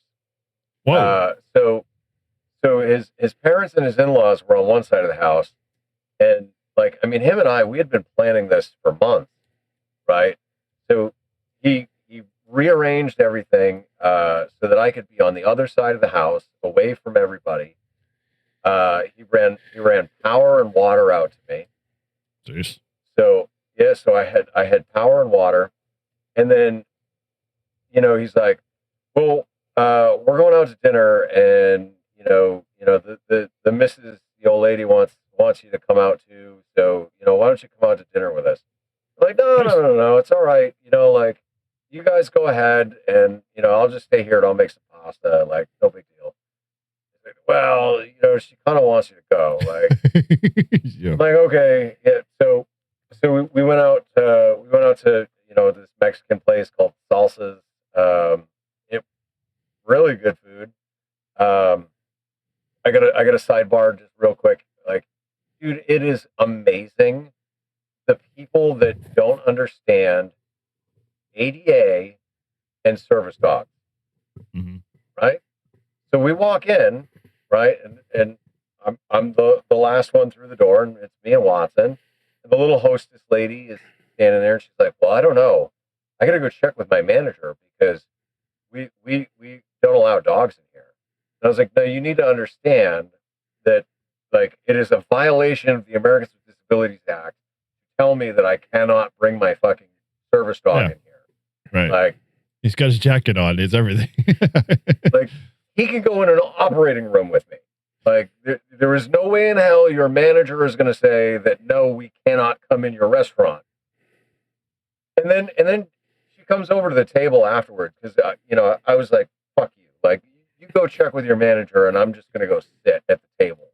Mhm. And she comes over after, and she's like, "Oh yeah, no, the manager says it's fine. Like, service dogs are okay." I'm like, yeah, no shit. And she goes, Wow. "Well, I know. I used to have one." I'm like, yeah, No, okay. you don't. No. You So- have So, a support animal. So sometimes in the mornings, I go to this place called Moulton's, which is in the little village of Amherst, the town I live in, and there's a sign that says "No dogs except service dogs." Right? So no dogs Yep. allowed except service dog. And every time I see that, I think of Watson. I do. I'm just like, I mean, it's like I see that and I think Watson. Well, like same thing. It's like BJ's doesn't have dog. They don't allow dogs except service animals. And I've seen service animals in BJ's, no problem. I was walking around and I'm like, I left my dog in the car and I'm like, all of a sudden this guy's walking a little husky around, little like puppy husky on a leash. And I'm like, there's no service tags on this little thing. He's guaranteed he's not like, this is not a service animal. And of course, like half the employees are like, oh, this dog is so cute. I'm like, this dog's not freaking allowed in here. I'll bring in my freaking cute dog. Then if he's allowed to bring in his animal. And it's like, Now let me ask you this, because all the police stations now and the towns, the biggest thing now is they call them comfort dogs. So Yeah. it's just basically like, for It's people an to emotional support dog. Yeah, so like right. they reduce their anxiety or whatever. Is that considered a service dog, or is that just a Nope. comfort dog? No. So a service dog has to provide a specific service to the disabled person, Right. whereas the emotional support dogs do not actually provide any type of service, and so they are not under Well, the they provide American emotional Disabilities Act. support. the support, not Yeah, service. no. They aren't servicing anything. No, I know. They're like, Todd, it's you're a good not- person. You're a good not- person. Watson's actually doing something. Yeah, not the same. And to that point, right? There was a time later in Friday evening after dinner when Ziggy and I were just hanging out here in the Grouch Mobile Command. And he was kind of opening up and sharing something that was sensitive to him. And Watson literally left my side and went right over to him and nuzzled into him. Mhm. And I was like, dude, that right there is one of the things that, like, we didn't have to train it. Yeah, I Like, just knew. He just knows. Like, you are a person in distress. There is something wrong. Let me come over and do that emotional aspect. Well, there's a dog that I haven't seen him in a while because the SRO uses him in his job. That SRO is a school resource officer, and he had a dog at the thing at the middle school, and I would join this group where it was like vice Poodles. principal. It was like the vice principal, the SRO, me, and a couple other people, so maybe a gym teacher or whatever, and we would work with these like high risk kids, and like once a week we'd go there, end up playing basketball or whatever. But in the beginning, we'd all sit in like a circle, and the guy would come in and he'd let the dog go, and the dog off the leash would go, and he would kind of just go and like walk around everyone's chair. Yep. And the kids that were under a lot of anxiety, stress, or not doing well, that's where he would sit next to. It was pretty amazing. And then you would find out that kid, like, it was like he could smell it and I couldn't tell because, the kids were just kids getting ready to play basketball, but he knew the one kid. So then one day, so I always brought the dog treats, right? So one day he goes around and he checks every kid and he doesn't stop, and he comes right back to me and he sits right next to me, and the guy goes, "Do we need to talk, Todd?" And I whip out my treat. I'm like, "No." I'm like, just giving him some treats. I'll be fine. I'm good. So Yeah, I know. I used to work with a lady who, she ended up having some major heart condition that basically required a service dog, and that dog knew like her pulse, like when she would be in meetings, and all of a sudden she could either get worked up or whatever. That dog just would know. Like he would be over in the basically by her side, and then all of a sudden he'd put his paw on her, or like if she was getting the elevated situation in the room with other managers or being assholes, he would be two paws on top of her. And then I remember one time I walked by, and everyone was like panicked. It's like the dog was on top of her because literally she was she had to lay down because the condition. And so they were like, what's going on, what do you do? I'm like, I'm sure the dog, that's what he's supposed to do. So, he knows how to make that happen. It's funny, on social media I've been getting these videos, and I can't tell if they're AI or if it's real, but it's like a short clip of a bunch of dogs like doing heroic things, like protecting babies and stuff. So like this one dog was like a German Shepherd. Some of that is, but some of and that then the thing falls, but some of it looks kind of real, and then others doesn't.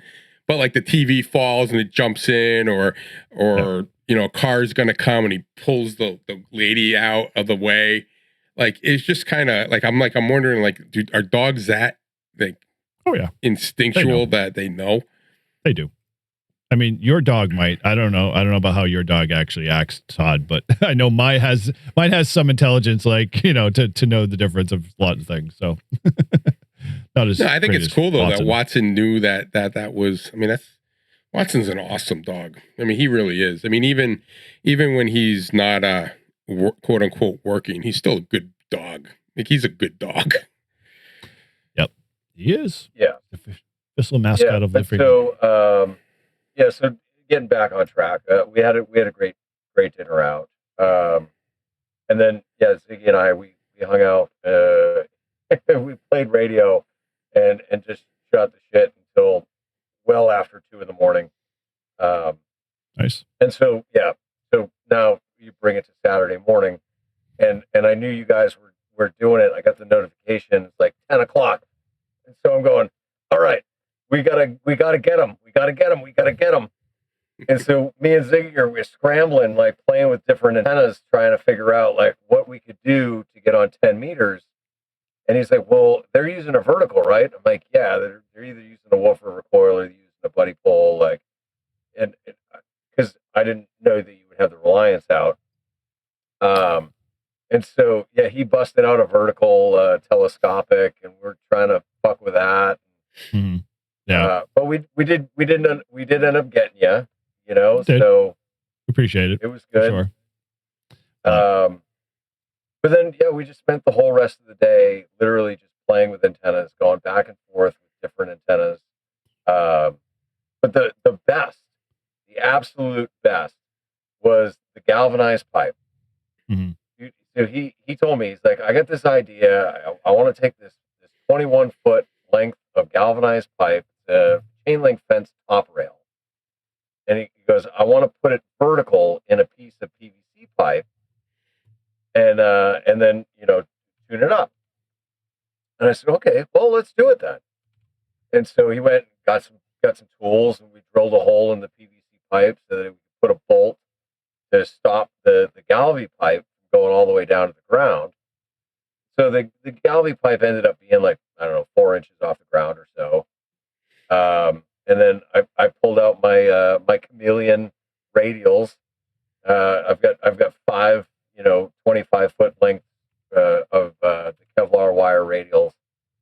So we put 2 of those and another piece of wire as a radial, and tuned up this piece of galvy pipe, and we worked 10, 15, 20, all on this galvy pipe, and dude, all across the country, into Europe. Like people are like, oh yeah, 5.9 plus, like amazing, right? Mm-hmm. Like to talk to Italy from Florida on a piece of galvy pipe. Yeah, sadly, we took down a big piece of iron pipe, and left it in their backyard. There you just left a good working antenna on the ground there, my friend. I know it, right? So the coolest contact of the day, right? Aside from you guys, was Hollywood. Hollywood? You guys, yeah. So you have to have seen Hollywood in the chat on Coffee and Ham radios and some of the other streams? Nope. No. No. So all right. So on YouTube, he's WECB. Okay. That's the thing. WECB. But everybody calls him Hollywood because he's got that radio voice. He was a broadcaster for years and years and years. But the smartest man in the world when it comes to antennas. Like, he's been on a bunch of Prep Ham Paul streams talking about antennas and modeling antennas. You mean but Ham Shack his call TV? sign- no, Prep Ham Paul. Yeah, no, I know Prep and Paul, but the other guy, like Ham Shack TV, is that his YouTube channel? No. Hollywood doesn't have a channel. Oh, okay. So it's not the same guy. Okay. Yeah, All no. Ham Shack TV is Josh. Josh, right. No. You'll know as soon as you hear his voice on a stream. Oh, wait a minute. Was like he was on the Clubhouse one time, right? Is the Yes. black guy? Yeah, the guy you worked on 5-2. No. different guy. He's not a black guy. He's a white guy. Okay. Okay. Then you're thinking we're of off Bill. base. Bill, yeah. Okay. Ham Radio All right. Tectonics. Because Bill. he has different Bill, another guy altogether. He was a guy you got on 5-2, I think, on the way back when you were coming back up this way on one of the highways and whatever. And you were like, his voice is really phenomenal. And then I was like, oh yeah, he was on the Clubhouse, and he he's got like a whole bunch of old antique radios, but his voice like radio, he's got a radio voice kind of thing. But anyway, sorry, different guy. He does. But yeah. So Hollywood lives in Massachusetts. Oh. Yeah, and at one point he worked for WBZ. He was a producer for WBZ. But just phenomenally intelligent antenna-wise. And so we talked to him from Florida to Massachusetts on the Galvi pipe. Mhm. And I took a recording, and he took a recording on his end, and he sent it to me. I wish I had it queued up so that I could play it, To play it. because so Ziggy put on his best radio voice, and like said some things, and I was like, and this is November 1 Oscar Golf, and we're coming to you live from the WBZ studios here in Boston. Nope, check that. We're in Florida, where it is always sunny and beautiful weather in Florida. Except when it snows. Yep. Cool. But yeah, it was really cool to just a piece of Galvi pipe from Florida to Massachusetts. Who's the guy? Remember we had that guy on that he uses, it was like one of our beginning podcasts that he did pipes from the. Oh, you're talking about Kevin. Yeah, he did the shovel. He did the grain silo. The grain silo. He did the trampoline. The combines. Yeah. Mhm. Yep. I mean, that's just awesome. Yep. Yeah, he's our official. So we're gonna shove as Kevin up much there, as guy. we can up in there. That's Kevin. Oh yeah. Oh, that's good. So. So cool. Well, it sounds like you guys had a blast making antennas and fooling around with crap and tuning it up, and So and learning stuff. And so like this length of 75 ohm coax is resonant in itself. Sure. Right. So like literally we threw a dummy load on the end and put it on an analyzer, and it was perfect on almost every single ham band through the whole ham band. wow. And so he was like, dude, like I'm telling you, 75 ohm coax just works. It's just Yep. nobody wants to play with it. Well, Everybody's everyone's so been stuck in told their not head, to. Yeah. like, oh, it's got to be 50 ohm. It's got to be 50 ohm. Well, the radio only wants to- 50 ohm. Yep. Well, you have to throw a tuner in between that, right? Well, yeah, I mean, I use a tuner, but I got a tuner in here anyway. No, right. Well, so I was gonna say, like, in order to make it, allow the radio to use it and see it, even though it's like from an analyzer standpoint, it just thinks it's a big long piece of wire, So the radio is what really is the problem. Is that if we didn't, set it at 50 ohms, then So get this though, right? So all right, so I went from my radio, 25 feet of 50 ohm coax out the window Mhm. to an adapter to the 75 ohm, to another adapter to 50 ohm, to a choke, to more 50 ohm, to another choke, to more 50 ohm. You lay it And on the then ground, plug or you throw that- it up in a tree? Hold on, no, that's all on the ground. Oh God! And How many then feet and then was it? another adapter so that I could go to the BNC of the Reliance end-fed bug-out mini. So you said 4 pieces of coax, roughly 25 feet. You're at 100 feet of coax, and then and then you went to the. There was probably 200 plus feet of Wow. coax in total.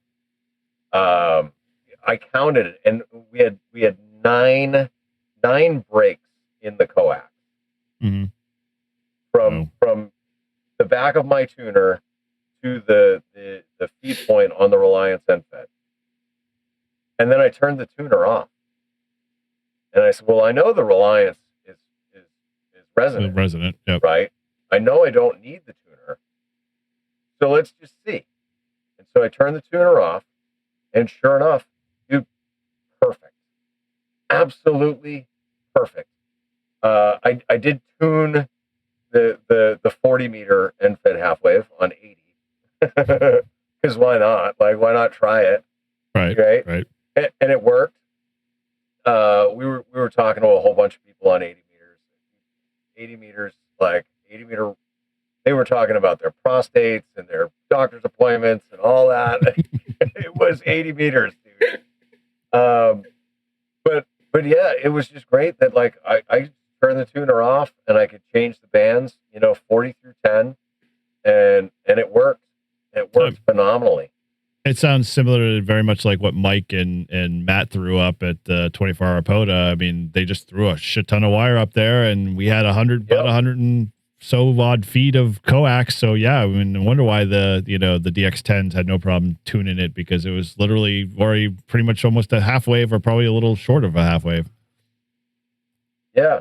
So I don't know, now Mike. here I am.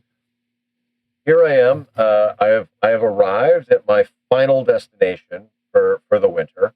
I'm at Zephyr Hills, Sea Hills, Skydive City in Florida.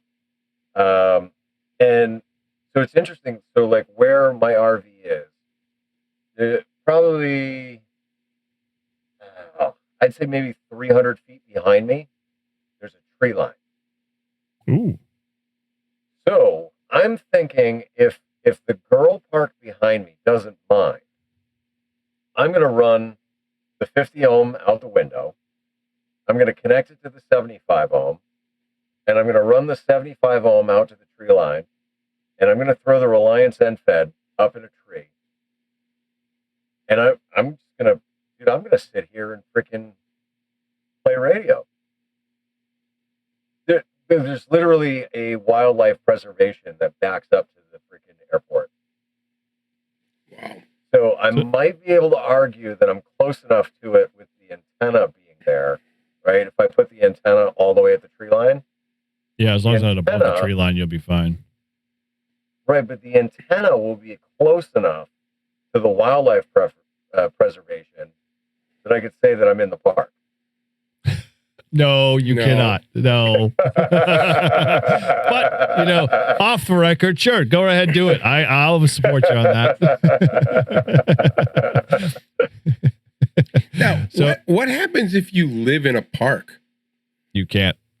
What do you mean? You have to leave. You have to leave your private property and go activate the park. You can't. You can't. You have to leave your boundaries to go in and step So like into if the you park. live in the White Mountains National Park.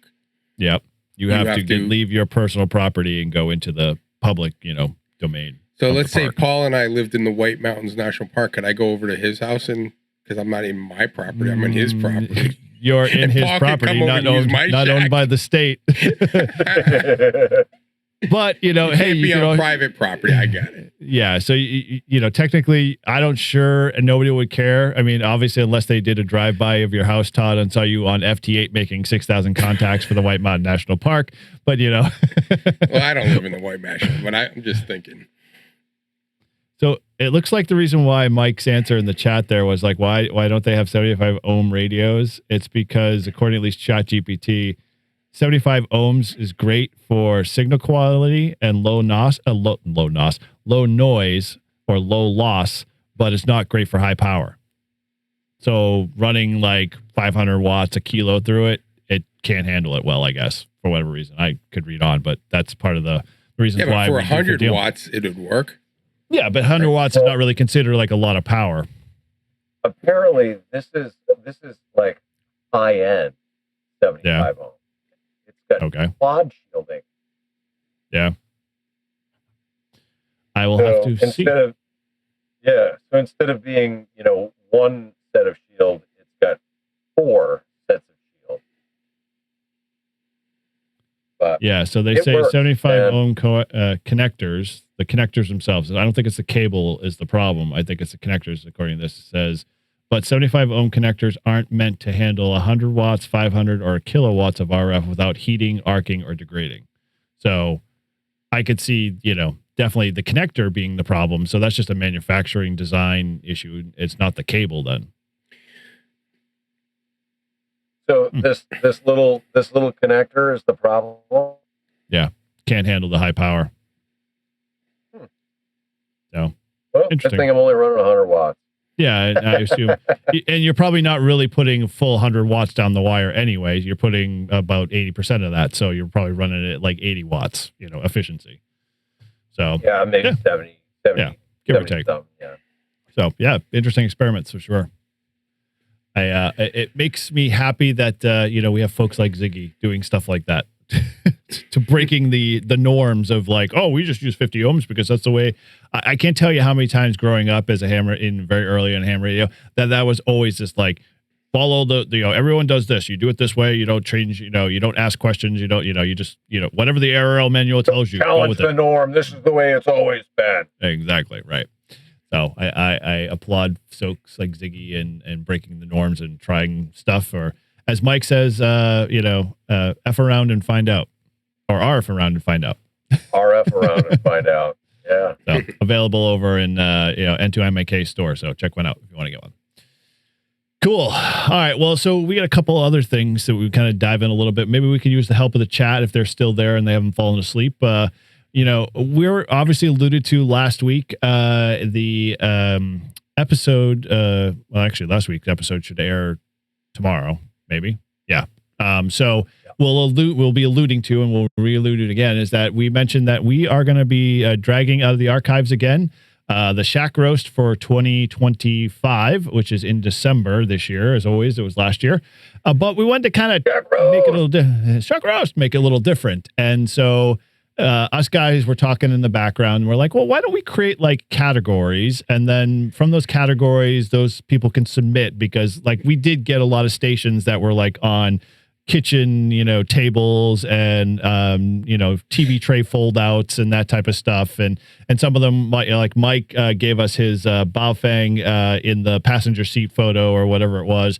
So, we were thinking, let's create some categories. And so we're going to throw these out here, and maybe you guys can, Mike and Ted, if they're still there, let us know. And Todd, this is probably, I don't know if you saw the back chat on this, but these are some of the stuff Paul submitted, and I'm kind of in agreement with some of them and how they're built for categories. But the idea is that people will submit to those categories, and they can submit to as many as they can, or they fit into.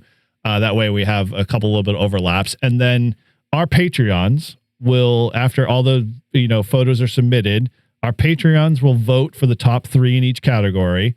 And then those top 3 will be aired on our live stream. And we, as the folks that are on the live stream and a few others that come hang out with us, will be the ones to roast them and provide their final votes by ratings and our scale and everything. But we'll also throw in a custom category, what we'll call hosts pick. Out of all of them, each of us will pick our, 1 or 2. We'll narrow it down to that small. Our best of 1 and 2 out of all the categories to meet the overall host category. And, we'll throw some prizes and some fun, interesting stuff at it and whatnot. So, yeah, that'll be coming out soon. So I've got the web page all pretty much created. I just need to add in these final details and get people to start to submit stuff. So the categories we got, and I'm going to throw these in the chat here, so you guys see them here. We've just Paul gave us a list of there we go, and then didn't do bullets, but they're separated by bullets. 1, 2, 3, 5 categories, and so he said category, class, license less than 1 year. So if you've been a ham less than a year, you'd submit to that category your shack. If you've been licensed less than 3 years, which is another good category, because I figure that's probably right at the mark when you finally realize what you want to do and where you're going to kind of go. Yep. That's where my head was at with that. Yeah. Okay. I like where you're thinking. And then the next category was a tech general extra. What were you kind of thinking in that sense? Well, so in that regard, right? I mean, a tech's going to have probably a different type of station than a general's going to have, and a general's going to have a different type of station than an extra's going to have. Yeah. And so, I figured that could be an additional set of categories that, people might fall into multiple of these categories, right? But ultimately, like, you're only going to get the top 3 for. But you have multiple shots to get into one of the top 3. Yeah, that makes sense. Yeah. Okay. So if you're a brand new tech, then you would qualify under the tech and the license less than a year. But you're not going to qualify for the under 3 because that's going to be over a year under 3. Yeah. Okay. So yeah, at that point, anybody who is over 3 years would then have basically the tech or permanent station. So our next category is permanent station or commercial power. So on commercial power. Oh, on commercial. Yeah, sorry, my mistake. On commercial power. So that makes sense. So did we have a category for? Well, you were kind of lumping that into portable. So what was your thoughts between that that category only? Well, so like people in an HOA or people like Mike and 2MAK who don't have a home station. Yeah. Right. So they're not going to have a permanent station on commercial power. Okay. So they're going to be only portable. Got it. Okay, so they'll fall in just that portable ham shack then. But like I think it's only fair to separate the people who have really fancy home shacks, right? Where it's a station on commercial power. They're running, maybe amplifiers and things, and like maybe they've got multiple monitors and the whole kit and caboodle, right? Whereas somebody that maybe they're an extra and they've been playing radio for forever, but they don't have the ability to set up that fancy home station, and so they kind of focus more on portable ops. Like I wanted to make sure that the portable op people had their own category. Yeah, that makes sense. Okay. So like a K3LR could submit for a permanent station then. Not that I think you'd want to play, but yeah. Yeah, sure. Okay. Or like, you remember like the shack that I had at my house. Yep. Right? Where I had the amp and I had 220 service and I had multiple 3 monitors, and then I had the big TV above with the ham clock, and so, like that's your home station on commercial power. Okay. What do you think of the categories, Todd?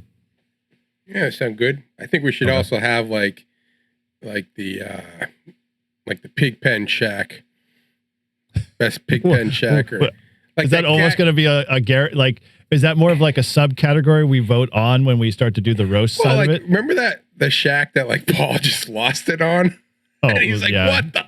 I know that one, that nightmare like that was like multiple pictures. And then the food was in it and the dust. Well, but that would technically be a permanent station on commercial power, Yeah, but and maybe a general category. So I think the categories would allow They would also qualify as the pig pen. Yeah. So the funny thing is that like the way I envisioned it is that the categories would help people at least put themselves in some places or multiple places. And then when we got to the roast, that we're going to have those categories that we already developed, that are more like exactly what we just discussed. Like, oh, this shack looked like a bomb hit it kind of thing. And, versus the one that looks like, look at the doily on, underneath the voice over IP phone kind of thing. Well, so like, all right, Jason, what is it? KD2UDR, I believe it's called. Mm-hmm. Dude, I've already roasted his freaking shack picture because, like, him and I we talked sidebar, and I was like, dude, what the hell is that shit all over your desk? Like, it doesn't make any sense. What the hell is that? And he goes, oh, well, that's to keep the cat from jumping on my desk and walking on the keyboard and stuff. So it's like this spiky plastic stuff that he's got all over his desk. When are we doing this one? So this is December. It'll probably be our live stream in December. I can't wait. It's my favorite live stream. My goal is to kind of get this out for obviously this week. So people can start entering, and we'll have the whole month of November to have people put in entries, and we'll blast it everywhere on the Discord and obviously everywhere we can. And the idea is that after November 30th, we'll basically be okay. That'll be the end of the deadline. Entries are closed. Yep, entries are closed. I'll put all the tabulation in our Patreon members. So here's a little plug. If you haven't become a Patreon member now, this is a prime opportunity to jump in. You have to be a November Patreon to start, but you have to start a paid November Patreon. You can't be free. They will ultimately be the ones to decide for each of the categories who the top 3 are of those categories. And they'll be the ones to pick those winners just blindly on the category and whatever. And then us will then have our own favorite picks. Ted brought up a point here about special recognition awards, which I think we can definitely do as a sidebar if there's like a shack that's just really way off the charts, or something that's like something out of K3LR's museum or whatever. But we can definitely you have the power. That is for sure, Mike. now you do. You can put an amplifier in your mix, and then once those are decided upon. And we've tallied all that together, then we'll launch the live stream in December, and the hosts, us three, and a few other invited guests that we'll bring on will be the official roastees, and we'll go through a criteria like we did last time. Paul will keep the tabulation and scores, and each of the highest score of each of the categories will be that winner for each of the category.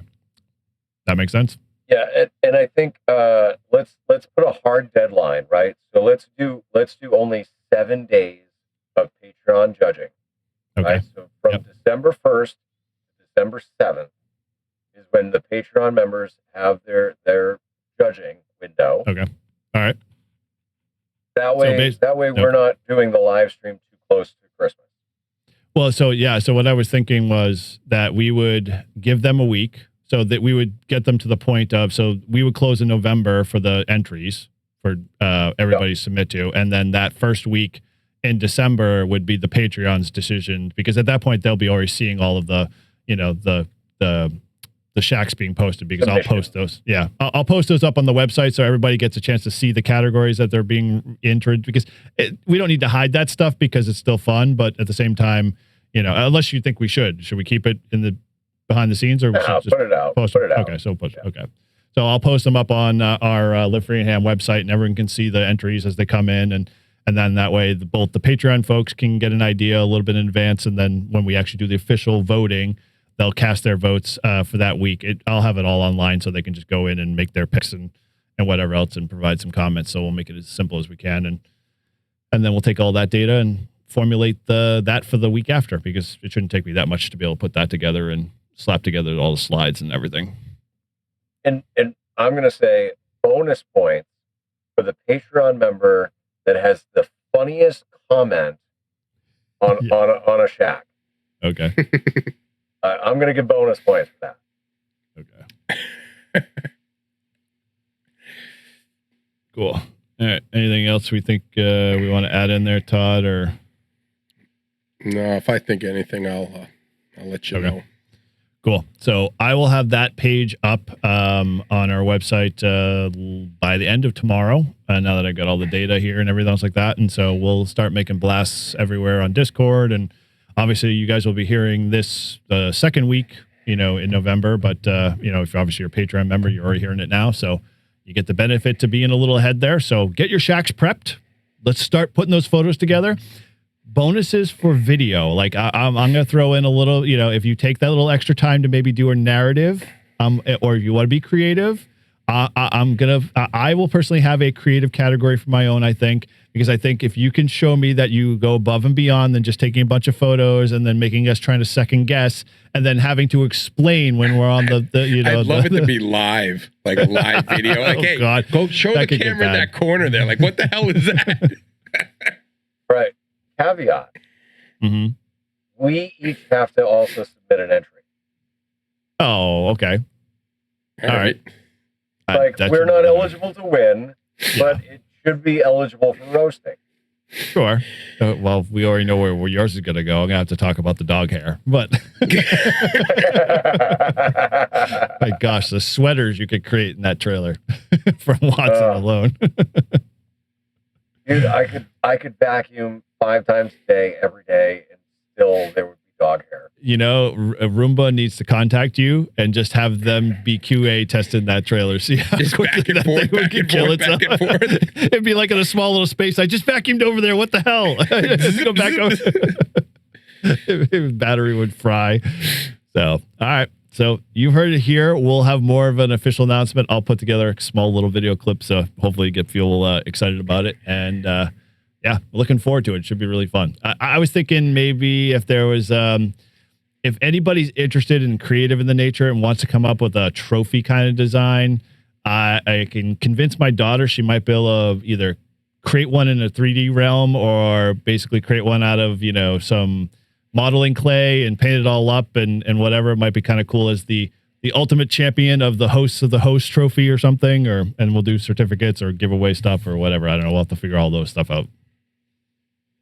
I would say December 20th is when we should do the live stream. Okay. That works for me. It's a Saturday.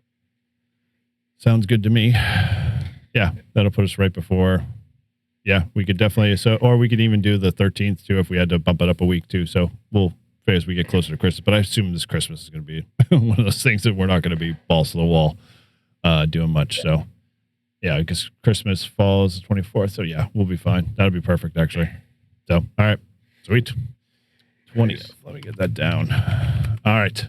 Okay. Well, I'd say outside of that, this weekend was pretty good. I mean, we got definitely a lot of ham radio in for sure. Dude, we all did a shit ton of ham radio this week. Yeah, we did. Damn it, we're a show that does what we say we're going to do. I did forget to mention. So much ham radio that our ham radio week is the whole show.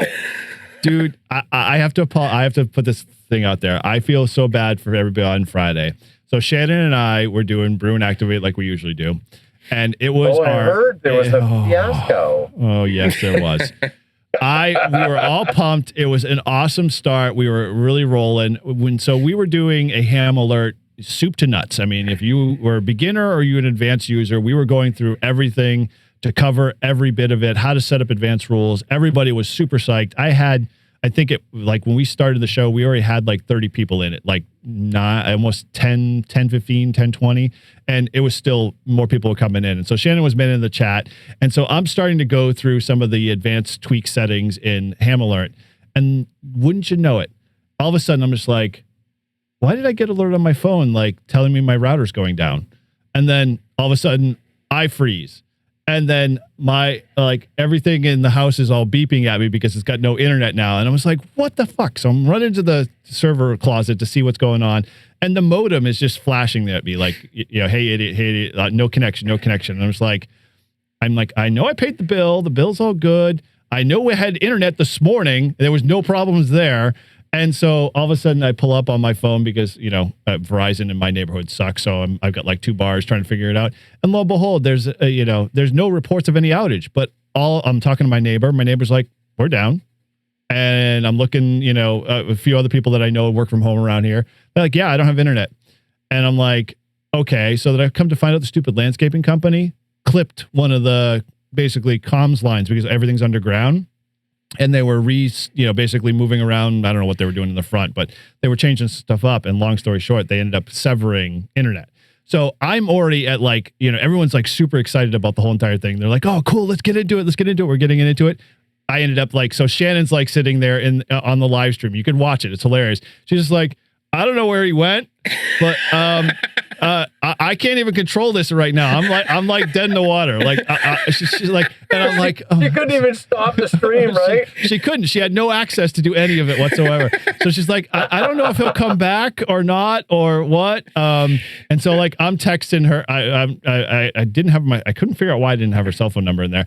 So I'm trying to get a hold of her on Discord. She's not responding on Discord because she still managed a chat I'm trying to figure out where the hell I went. And so I jumped in on the live stream on my phone from the living room. I'm like, guys, I have no internet. And she's like, well, I don't know where Eric. I'm like, guys, I have no internet. She's like, oh, Eric finally responded. He has no internet. He's not going to for a while.